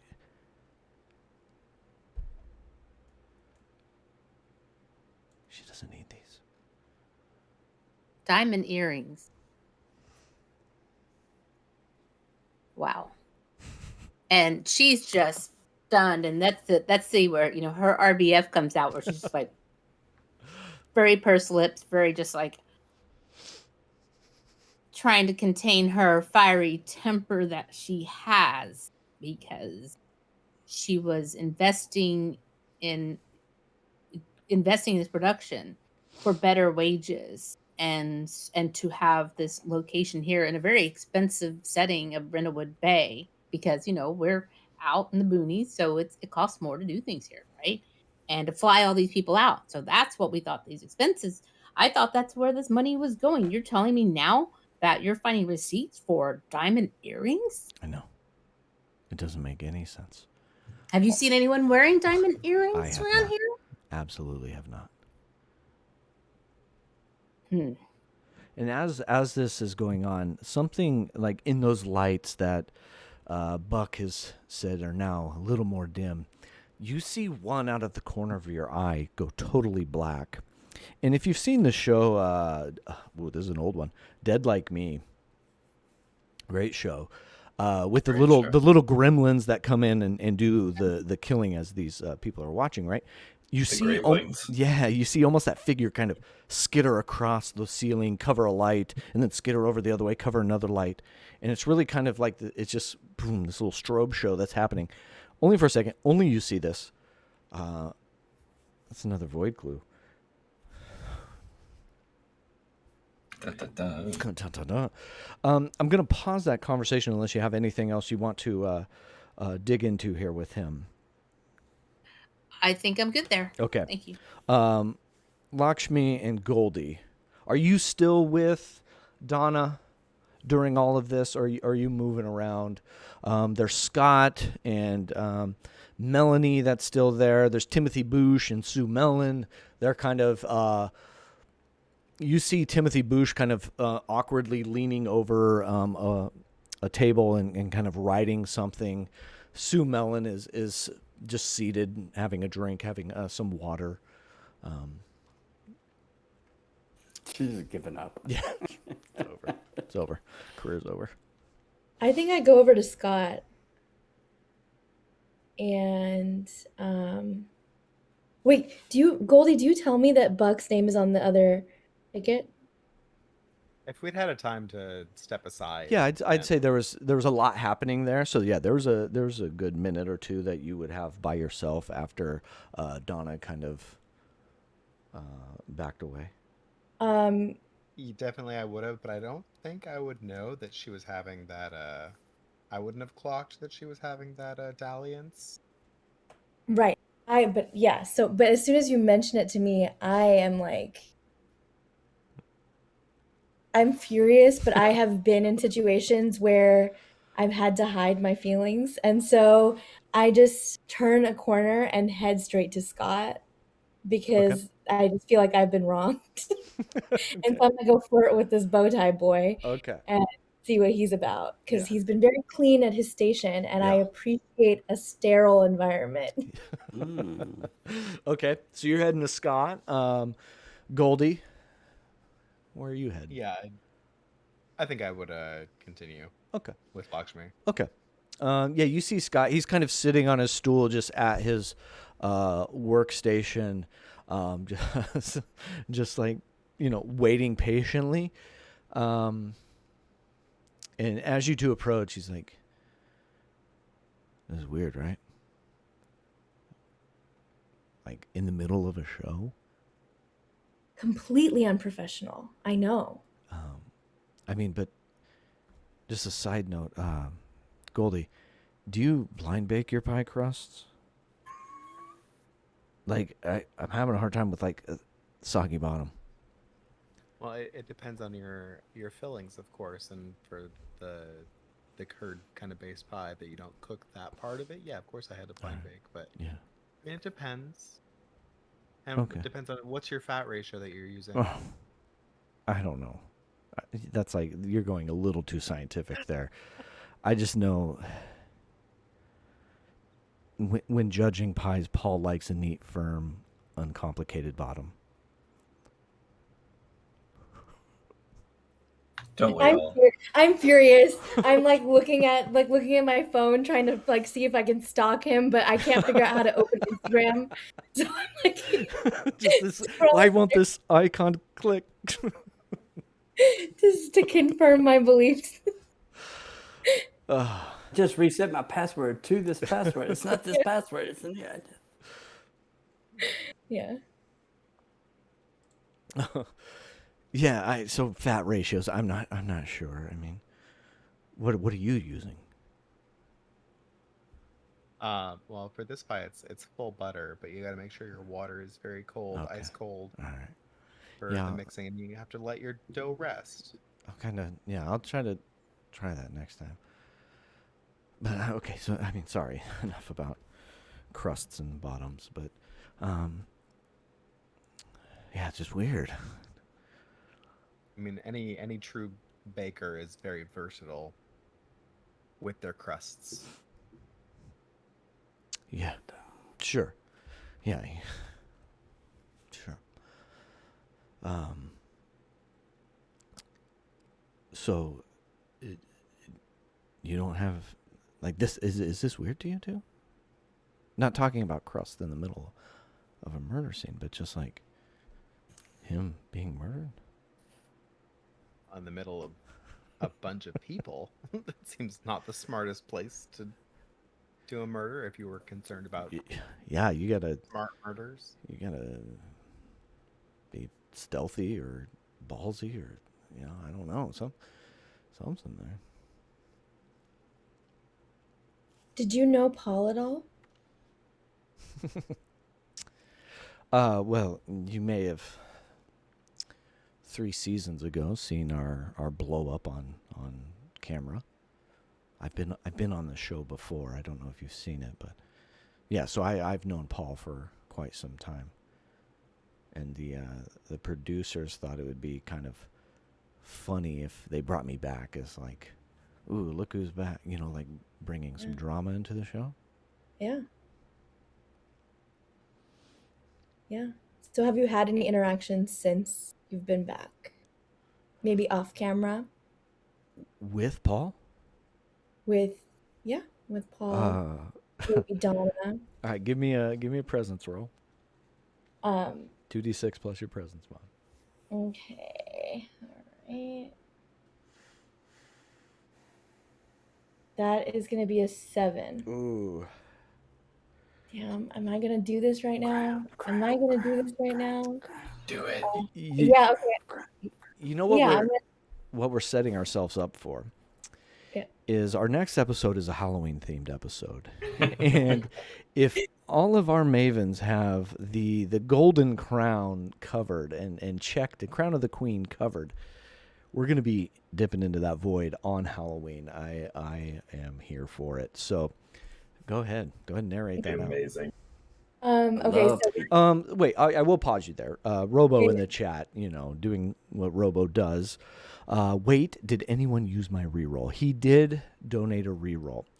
So you can have a free reroll without putting on the crown. I feel like I want to save that. All right, okay. Because I this like is it. just as you know, what was that drama with Paul? I think we should save that for a Okay. bigger moment. Okay, I like it.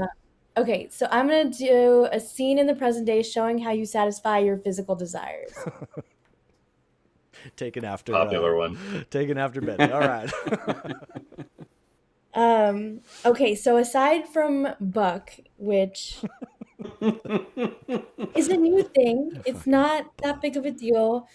My therapist, who I'm sure you all know, has been very forceful about me trying new hobbies and exploring myself and seeing who I am as a person and all this boring shit. I hate it. This is like, why do I have to make myself a better person? So part of that is she's been having me go to all these like group meetings, and I've been exploring my sexuality, and I have been in this like pansexual group and have also been canoodling with this woman who is very similar to Violet and into knitting and very different from me.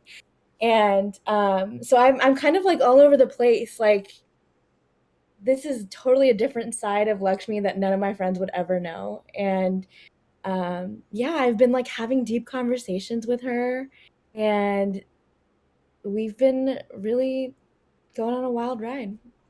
It's not my twin sister, is it? Jazzy. It might be. I don't know her name. I don't pay attention during group. I just wait until afterwards. That'd be hilarious. Oh, that's amazing. Does your twin sister live in Brindlewood Bay? Oh, of course. They still live across the street. Does it look like Violet? Do they look like Violet? They're next door neighbors. They compete with their lawn. Yeah. All right. So what was your question again? Remind me. Sorry, a lot happened between the. Yeah, so my question is, like, what have these interactions with Paul been like since Scott's been back? How does Donna play into it? Does he know Donna at all? You know, just basically Okay. what's that All right. dynamic like? Well, I can't believe I'm telling anybody this.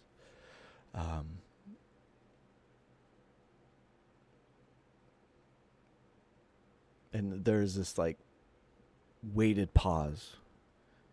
You can see the contemplation like working through his head.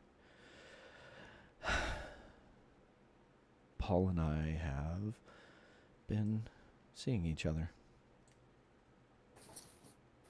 Yeah, that makes sense. Is he wearing diamond earrings? He is not. She called it on the bow tie. Yeah. So I wasn't speaking euphemistically when I was talking about neat, firm, uncomplicated bottoms. But yes, we've been seeing each other, and he's rented me an apartment to live in Brindlewood Bay, so I could be on the show. Yep.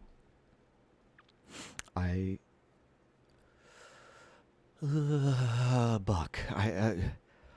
Buck has been kind of nosy. That Did camera Donna of know? well, that camera of his is always rolling. He's been kind of pressuring us with some antics that were happening offset. Are there films we don't know about? There are some outtakes. They're safe. Shenanigans. Does Donna know about this? Not that I know of. It would be dangerous if she found out, maybe. No, I don't think so. Why would you say that? Why? What do you She's mean? got her own outside interests. No. And you see like a genuine shock. No. Paul didn't know anything. No. And you see him kind of like piecing it all together, like creating the web of lies and everything. Oh my God.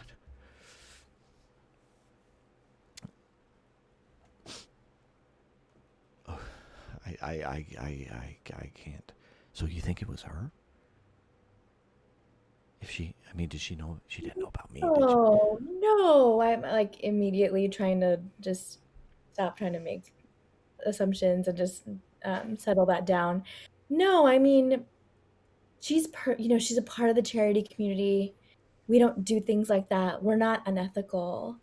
And just try and keep him at bay instead of trying to meddle with our meddling. This is our job. Okay. I'm gonna need a minute. If you don't mind, it's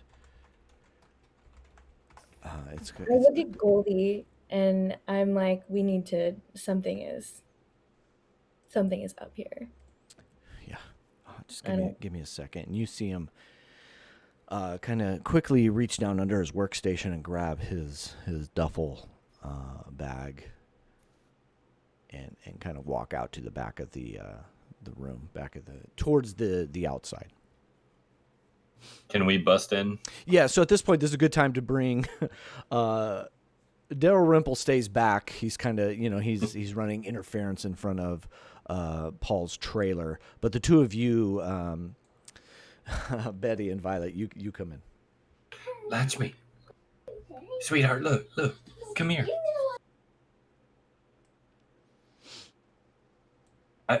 I need your expertise. Okay, please tell me. Happy to help. I look around conspiratorially, and I'll kind of deftly hand over the phone. I take the phone and like I'm maybe like half a step above in like aptitude when it comes to technology, but I think I've got it all Right. down. Yeah. While I take the phone and I'm like fiddling with it to see if I can unlock it, I start immediately like word vomit out like, this is what's going on. There's Okay. a ticket. They're dating. Like this is everything is shady, and like having Goldie like fill in the gaps as I'm trying to fiddle with the phone. Okay. We'll do the same about what we found in the trailer, minus the Molotov and the trickery. The first thing I say is like, okay. One, there are fire bombs that are happening outside of the parking lot, just at drop it will. for this guy. It's dangerous, and be careful when you go outside because they have to get that situation under control. We found this letter with Heath, on the body, but this back and forth. So a lot of shenanigans there with some electrical cords and knives. Keeps up with the word all night. The sheriff gave us full reign to do whatever we need to solve this case too. That's right. And so we have the cavalry coming in. We have a tank coming in. We have a SWAT team coming in. We have 3 dogs that are coming in. We've been officially deputized for this. No dogs. Leave the dogs out of this. Good point. We do. We have 4 have cats cats. coming in. Crime that's scene better. cats. So I bet if we can unlock that phone, it'll have everything we need right on it. Margarita, are you coming in with everybody as well? Yes. Okay. All right. So everybody's kind of involved in this. Let's see. How would you unlock a phone? Presence, reason, composure, or I think it's going to be reason. It's the same as kind of like studying something. Could we use a picture of him to try and face ID? Yeah, I think I'm gonna pull up a picture of him from the Does that charity work? event on my phone and see if that'll work All right. with Face ID. Does that And work? Yes. It probably doesn't, but Okay. idea. But for this application, yes. Still give me a presence roll. presence. Or reason roll rather, and I'll give you advantage with the use of your phone of your gadget. Okay. Your You're so cozy. good. Just like me. I'll do a 3d6 and take the 2 highest. Yeah. Okay. So that's an 8 with my +1. Okay, so 9. Rolling Never hot re-roll. tonight, Lakshmi. Rolling hot. That's a 9. That's still within the complication range. We do have a reroll. There is a Oh, reroll. Yeah. Should we? I think we should do the reroll. Go Okay. for it. Go for it. Okay. Still a 3d6. Yep. I'll give you the advantage still. All right. Come on. Okay. All right. Okay. What do we got? It's an 11 Okay. with my +1. All right, I love it.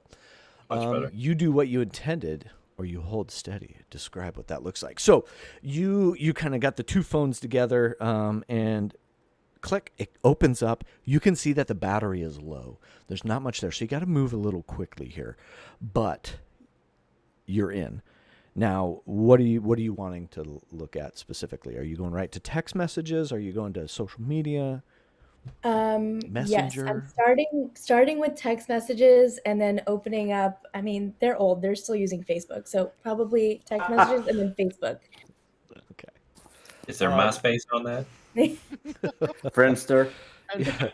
You see, as you open up the text messages, there's like pinned text at the top.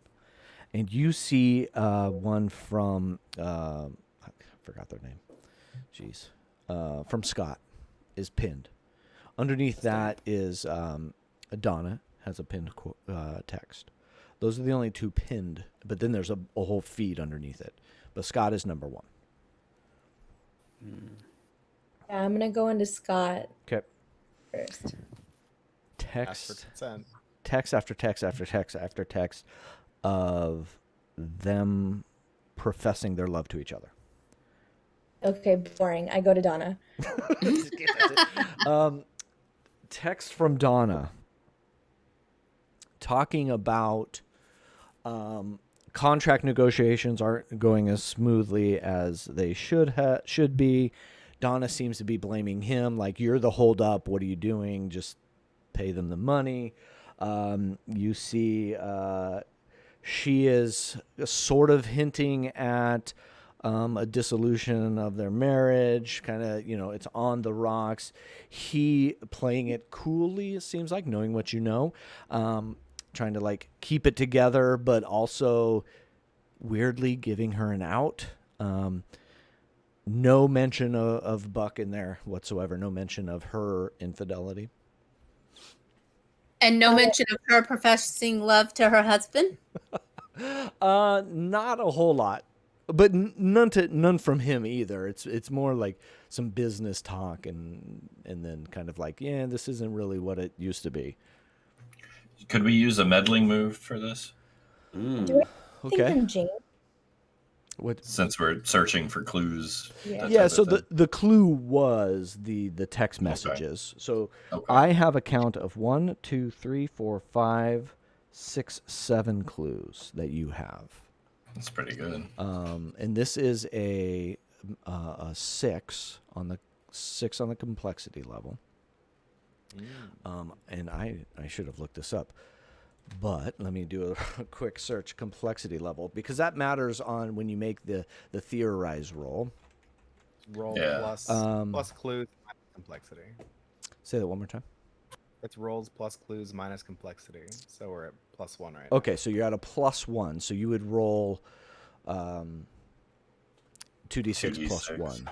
Plus 1. And you don't get advantage on these, and you don't get any modifiers on these if you want to make that theorized roll at this moment. But I'm being conscious of the time. We are 15 minutes over. I want to make sure everybody's doing okay time wise. That's the rub of these one shots. Okay, so we Keeping them in one session. So we see. Okay, wait, and we've basically ruled out or not even thought about Jane at this point, right? Yeah, so she was the one that came in, having found him, and nobody's really talked to her yet. She is at her judge's station at this Do I point. see text messages from Jane at all? Is there any interaction between the two of them? Because they're both dealing with Okay. contract negotiations. It might be in her interest. You do have to scroll. Like, there's been a lot of text messages since Jane last texted him, but it is very short and to the point. We need to get this done. The show must go on type talk. You can only play hardball for so long. And his response is always kind of, yeah, we'll figure it out. We'll figure it out. We'll get there. Kind of putting her off. You know what? What? This reminds me of something that happened to Amanda Delacourt. Here we go. Here we Can go. I name the book? Let me name the book. All right, so we're pulling out the Gold Crown Mysteries move. Once per session, win a maven, such as Violet says that. Work with the other players to describe how something that is happening in this situation reminds the mavens of an event from one of the Gold Crown Mysteries. At a minimum, you must provide the following information. So, Betty Rose, you want to provide the name of the mystery in question? Only because Quake said at the beginning of the session before we even started, it's like, we have to come up with names of the book. So I wrote down one, and the Okay. only one that I wrote before we started is like, I like eating carrots naked in the rain. Brilliant. Oh, I don't know why I wrote that, Yeah. because I'm an idiot, and that's what. but think about it. It's kind of nice. Work. Eating carrots naked in the rain. Okay. Oh, wait. So this is the Gold Crown Mystery, Amanda Delacourt of eating carrots naked in the rain. What problem or situation is Amanda finding herself in that is similar to what you all are experiencing? Well, Well, the carrot being the phallic symbol, with all these relationships happening, with different parties, would definitely Love be a pentagram. clue of similarity. Yeah. Okay. Okay. and of course, there was the one person, because in every love pentagram, there's the one person that's sitting down at the one little point at the bottom there and kind of getting left out. They might get a little diddle every now and then, but the rest of them are just going crazy with it. There's carrots everywhere, going everywhere and every which way, and that one little person's getting left out. And I think that young lady over there might be that little point on the pentagram, just like in that wonderful novel. Okay. So how does Amanda overcome the problem and resolve that situation in the book? That's the fifth one, a vibrator. I would say Oh, she Amanda. pissed her off enough to make her know by mentioning that she needed one. Okay. All right. This is one of the more salacious Amanda Delacourt experiences. So we get That's awesome, to Art. we can take a 12 plus to a single relevant roll, or you all can state a fact about the current situation that I then have to incorporate. So you get to create a factual thing. I would like to. I'd like us to consider whose station the knife was missing. If there a missing knife from. Ooh. God, yeah. So do you want to do? You could do a meddling move and put a 12 plus to look for a missing knife. You're muted. Queen. Yeah, especially at the. I would say, especially at the station that Violet suggested of that young thing that maybe wasn't getting their share of carrots. Okay. Perfect. I mean, Violet, were you suggesting it was? Let's put it this way: several of us here already know that we have a bit of a beef with Melanie Blair. Is that? Were you Yeah. suggesting, Violet? Are you suggesting maybe Melanie Blair's feeling left out Let's in do the it. Yeah. pentagram? Yeah, Of Scott's course. taking all the attention from the judges. That's why she was frantic and going Sure. insane. Okay. She was Betty's arch enemy at the beginning. Sure. It's Okay. obviously her. So, with the fact, if we were suggesting a fact, would we say that there's a knife missing from Melanie's station? Okay. We can do that. Do you want to do that? Do it. Okay. So you all kind of like fan out and you start searching through all of the stations. And in Melanie's knife block, there's no knife missing, but where the chef's knife goes, it's a different, it doesn't match. It's like some random one got put in there. It's a Henkel, and her rest of her knives are shuns. So as you're looking at them, it doesn't fit. It's like it's a place marker.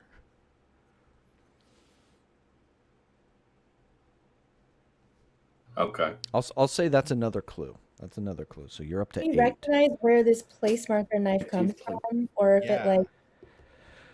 Say that one more time. Can we recognize where this like placeholder knife is from? Like the producer put it. Like, does the producer put this knife normally in when we're using it to get the right shot? Like, what is this? Yeah. Good. Who else uses that other brand of knife? You saw in between like cooking segments, after your pies were done, the crew comes in and like kind of cleans.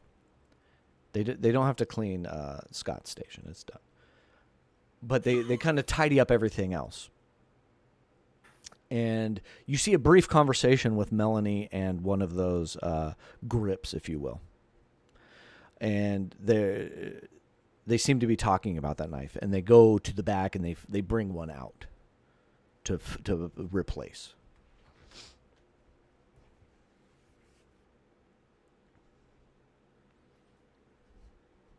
Well, so we could do a cozy move and potentially add one more clue and give us a +3, or we could just go for it.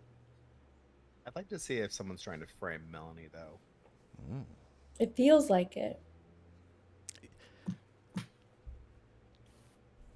Because just because she's a terrible person doesn't mean she's a murderer. Yeah. So, I wish that she is not a murderer, so that Violet and I can beat her up afterwards. Meta chat here, meta thinking is it could be anybody. Like we have clues that are kind of all over the board, right? But it comes down to that theorized roll. What do you ultimately want to try to land on? And then this is the part of the game where it's kind of like, there's a little bit of randomness to it, which is kind of fun. I get it, but it could literally be anybody. There are a lot of clues pointing to somebody else, right? So what do y'all think as a group here? Like, if we were to go around the table, who is our number one suspect? Oh, obviously, Miss Frantic. Hated her since the beginning. Yeah. Yeah. Leaning towards Well- Melanie, but you could also see being Jane. I would say, while I don't have, and there's no love lost between me and the Blair family, I'm quite suspicious of Donna because she appears, and I'm going to share the information that I've gotten from the producer, that seems like Donna was pretty deep into Paul's business more than anything else, and maybe she was not getting her way. I think it was Buck. Well, how do we know? I well, think how do we there know- might be a bias there. You want him to be done with your life, right? You want to Oh, I get mean, away. look, I am no one's side piece. Everyone is my side piece. So this is unacceptable. As you're having this conversation, you see a silhouette in the door, and it's Dalrymple. And he starts, you can see his boot. You can hear his boots kind of clopping over to you. Well, what do we got? We got the knife. We got the cord. I got nothing else. What all did you find? And he's kind of in the conversation, but outside a little bit. Well, look, I suspect that perhaps Buck secured him with the cord, but the actual murder, that maybe he just wanted to talk to him and left him, and Donna may have finished the job. The cord could have been from Scott after some intense session at the break, and then he left him, autoerotic someone else- asphyxiation. and someone else came back to murder him. Melody. That other thing still in place. I love that Wow, so much. so you're- That is exactly where I'm going. So this is like a lover spat. Oh yeah, most But certainly. I want to But roll he- for that, whatever that is. What roll do I have to make that I'll do the happen? lover spat roll. but he was on stage with us. The whole time. Yeah, this happened Well, during so- the break, didn't it? So Yeah, what this you happened during the break. Yeah. what you got from when you talked to Scott is he's been in town since production came in, living in an apartment rented by Paul. Right. Sorry if that wasn't totally clear. The only one that so- was definitely in here with us during the break was Buck. Because we were eyeing him, saying, "Oh, check him out." Yeah. Did you state what kind of cord it was? I was thinking it was audio cord or electrical.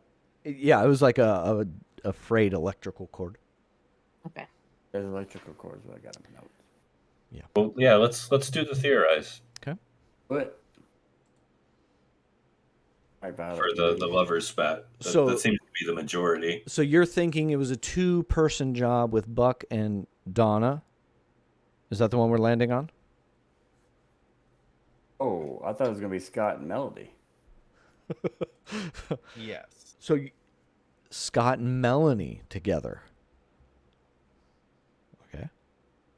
Which one do you That's what I say. Okay. That's All what right. I Sorry thought, if I was Yeah. misinterpreting. Okay. So I think Scott and Melody. Melanie took advantage of Scott putting Paul in a compromising position.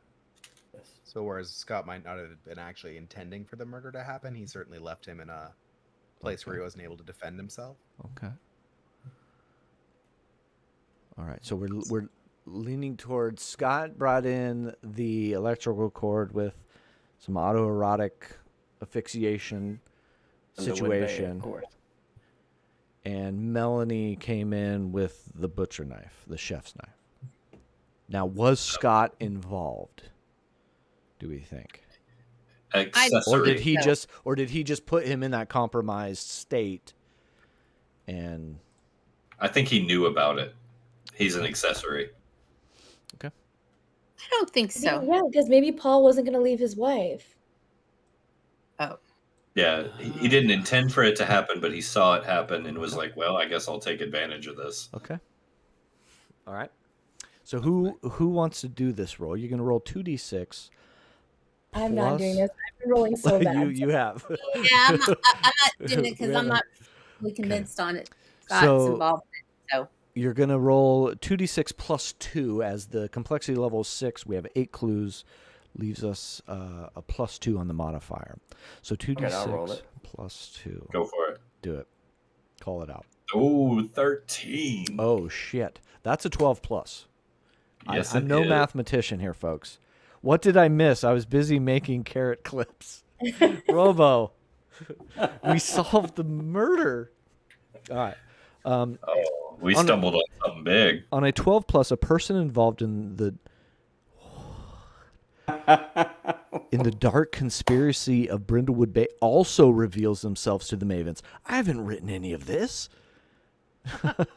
But we're on a 10 plus, so it's a correct solution. The keeper will present an opportunity to take down the culprit or otherwise save the day. Okay, so as Dalrymple kind of approaches all of you,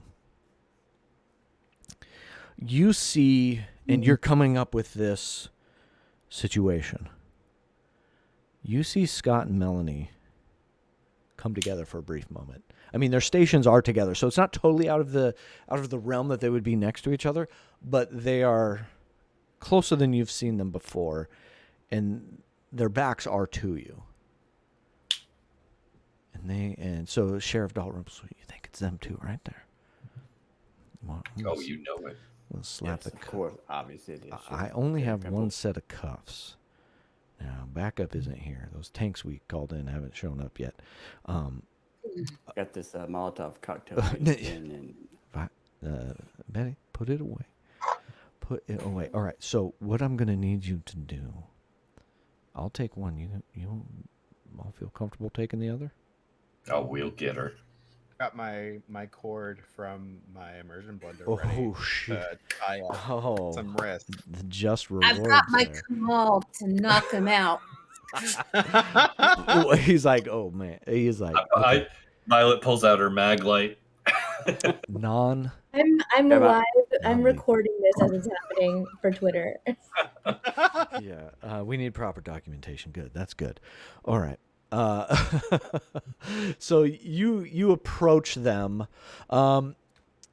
They seem to be got, like they're not really moving away.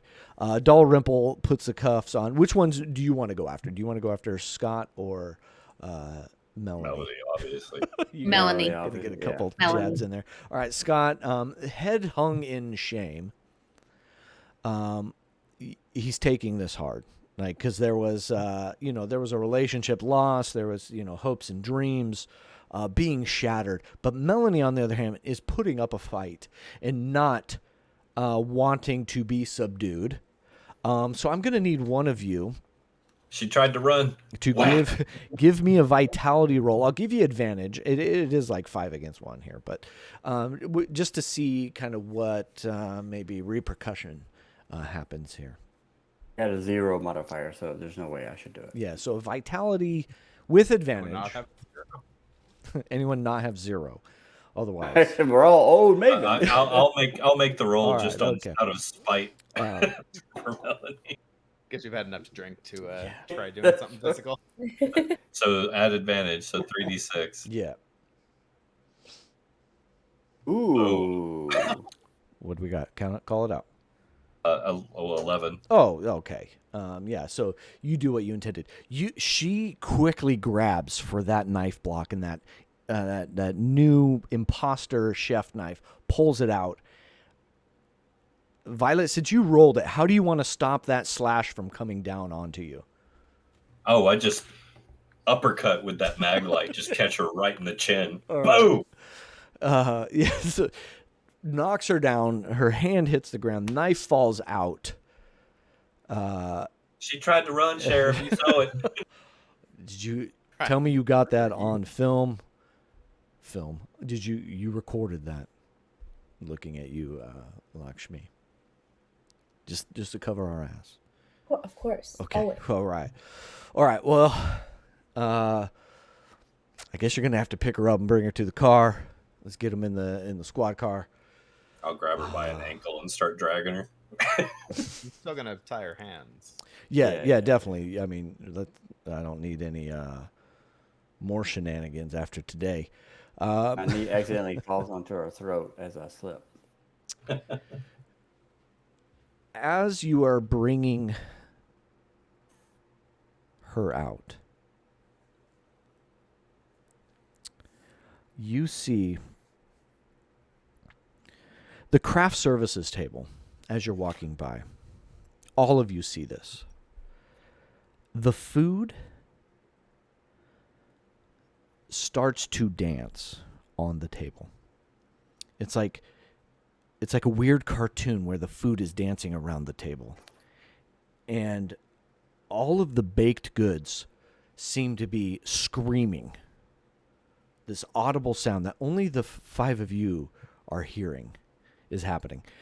Screaming out loud. And it's kind of ear-piercing. You almost drop Melanie in her subdued state.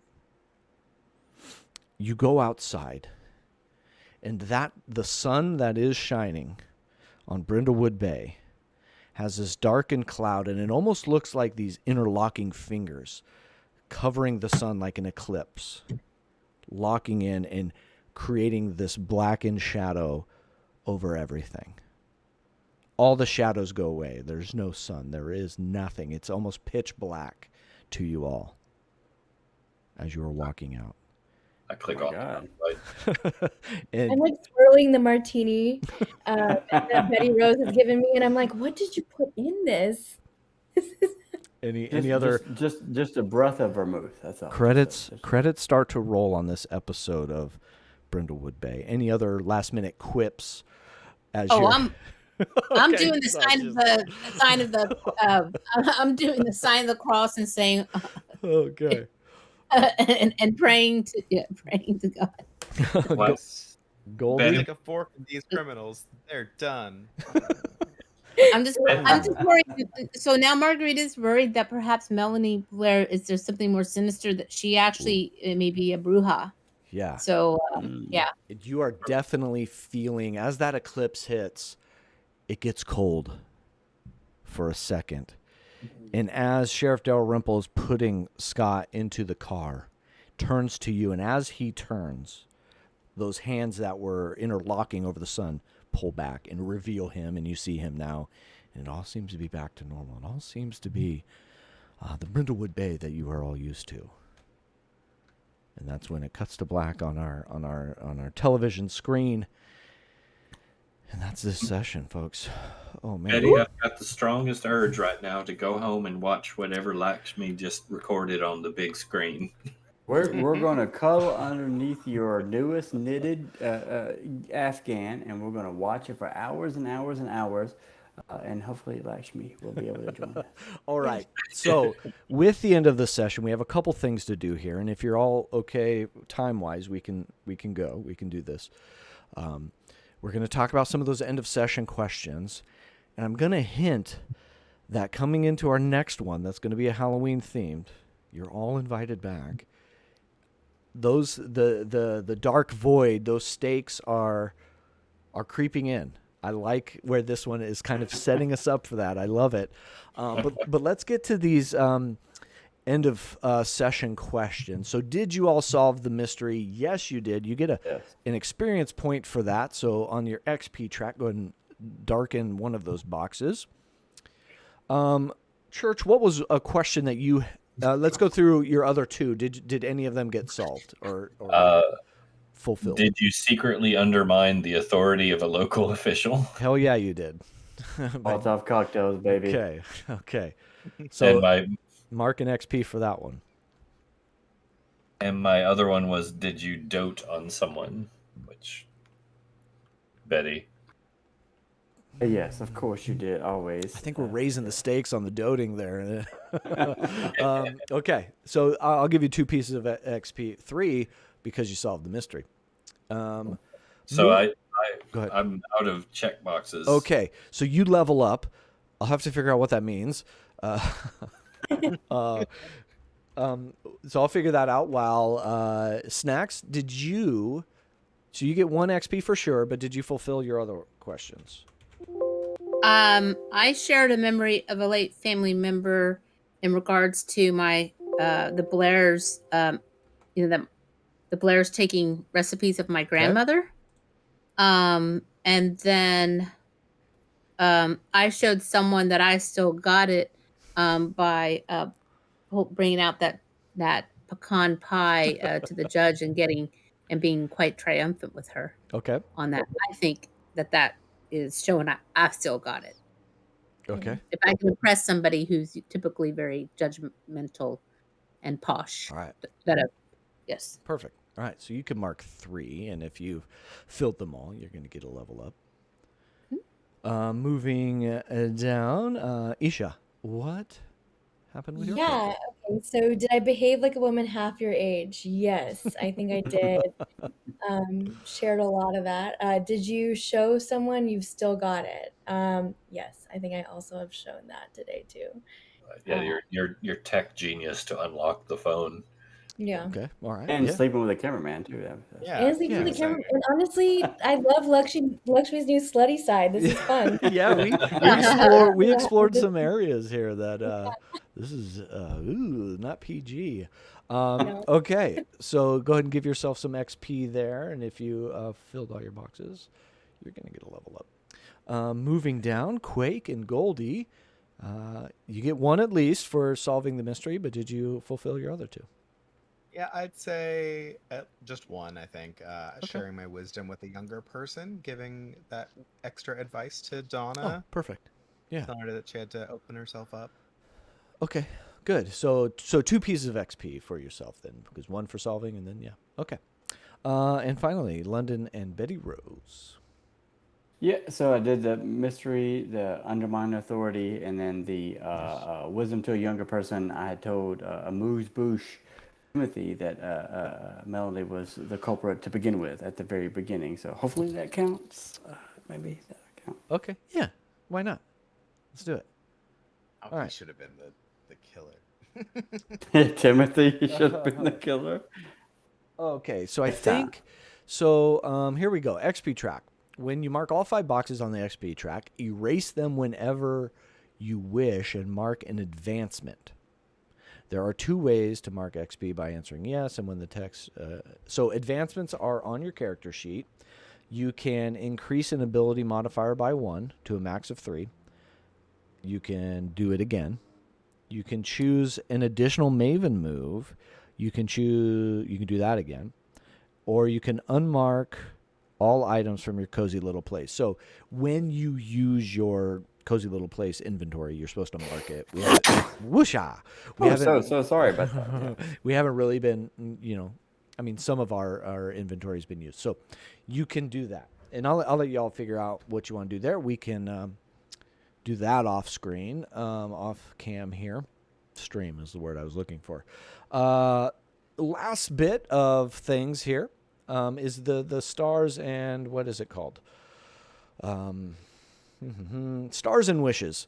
So real quick, if anybody wants to, stars are things that you enjoyed. Wishes are things you hope to see next session. Anybody want to chime in with some stars? Things that you enjoyed about tonight. The mocktails. I wish, I want Betty to end up with an array, like literally a belt, like Indiana Jones belt of alcohol-based weapons. Okay. That's very exciting for Halloween. It's so funny that you mentioned me, Lakshmi. It really is, because I was going to mention you. It's like I live vicariously through you and all your adventures through the Tinders. I love it. I just love it so much, and it just makes me so happy. And I'm glad that you're having fun. Beautiful. Any other stars? I've enjoyed all of this. I don't know why I have so much fun playing Violet, Good. but yeah, she's a lot of fun. Yeah, I'm enjoying watching you all. Yeah, so stars for me was exploring some of the like salacious side of some characters. That's always fun. That's not something that I tend to lean into as a DM. So kind of tiptoeing in there was fun, and I hopefully it wasn't any out of control for anybody. I don't think I got there. But yeah, kind of leaning in that way was kind of fun. Wishes. What do you want to see next session? And keep in mind, it's going to be a Halloween themed, as we're getting close to spoopy time. What would you like to see next session? I'm mostly excited to see what sort of candy people are going to choose to hand out. Okay. And what sort of cool costumes they're going to choose for Yeah, all right, good. Yeah, definitely some sort of hard candy, right? You're all old. Well, I'm such an old person, thinking about Betty, and before the world became toxic and unbearable, where you could give like carameled apples and popcorn balls, and I think that she would be very willing and hopeful with Violet to pass those out to children. These handmade gin flavored popcorn balls or something. Maybe I don't know. Rum balls. The kids Rum know. balls. The kids know. They go to your house. Yeah, they know. Jack Daniel's caramel apples or something. For Margarita, I think the big thing about Halloween is actually is that it's All Hallows Eve leading to Dia de los Muertos.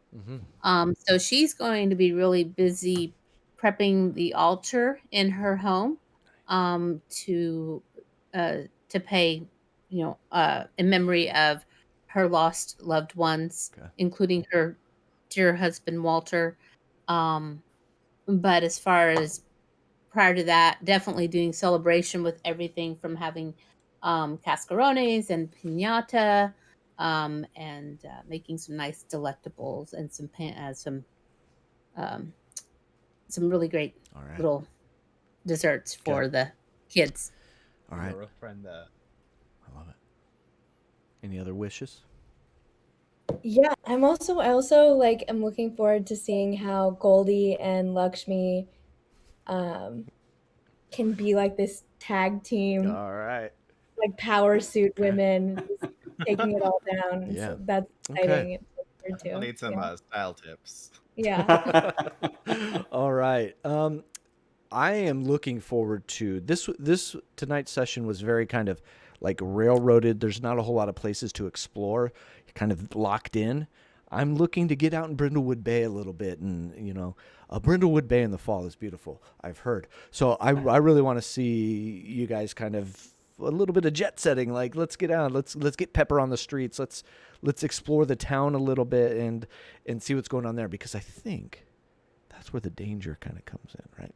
And we haven't got a lot of that because we've been kind of and it's kind of nice with these introductory adventures is to railroad a little bit and keep the options kind of limited, but I'm hoping to expand out and see where we go. So with that, I think it's late, folks. So we're at the 3-hour mark here. That is a late stream for us. Thanks everybody for hanging out in the chat. Thank you, Robo, for clipping those. Those can be found in our Discord under Twitch clips. I'm going to go in there and check those out because we got Betty's Epiphany, breaking down the carrot pentagram and eating carrots naked in the rain. Classic clips from Brindlewood Bay. I'm excited to see those again. So I appreciate everybody. Thank you all for the subs, Metatheory, Quake Static, and Debbie Snacks. Thank you so much. Ginkgo, thank you for the bits. Enough to get us a hype train in there. I didn't call that out, so I apologize for that. But thank you so much. I think we got to raid somebody.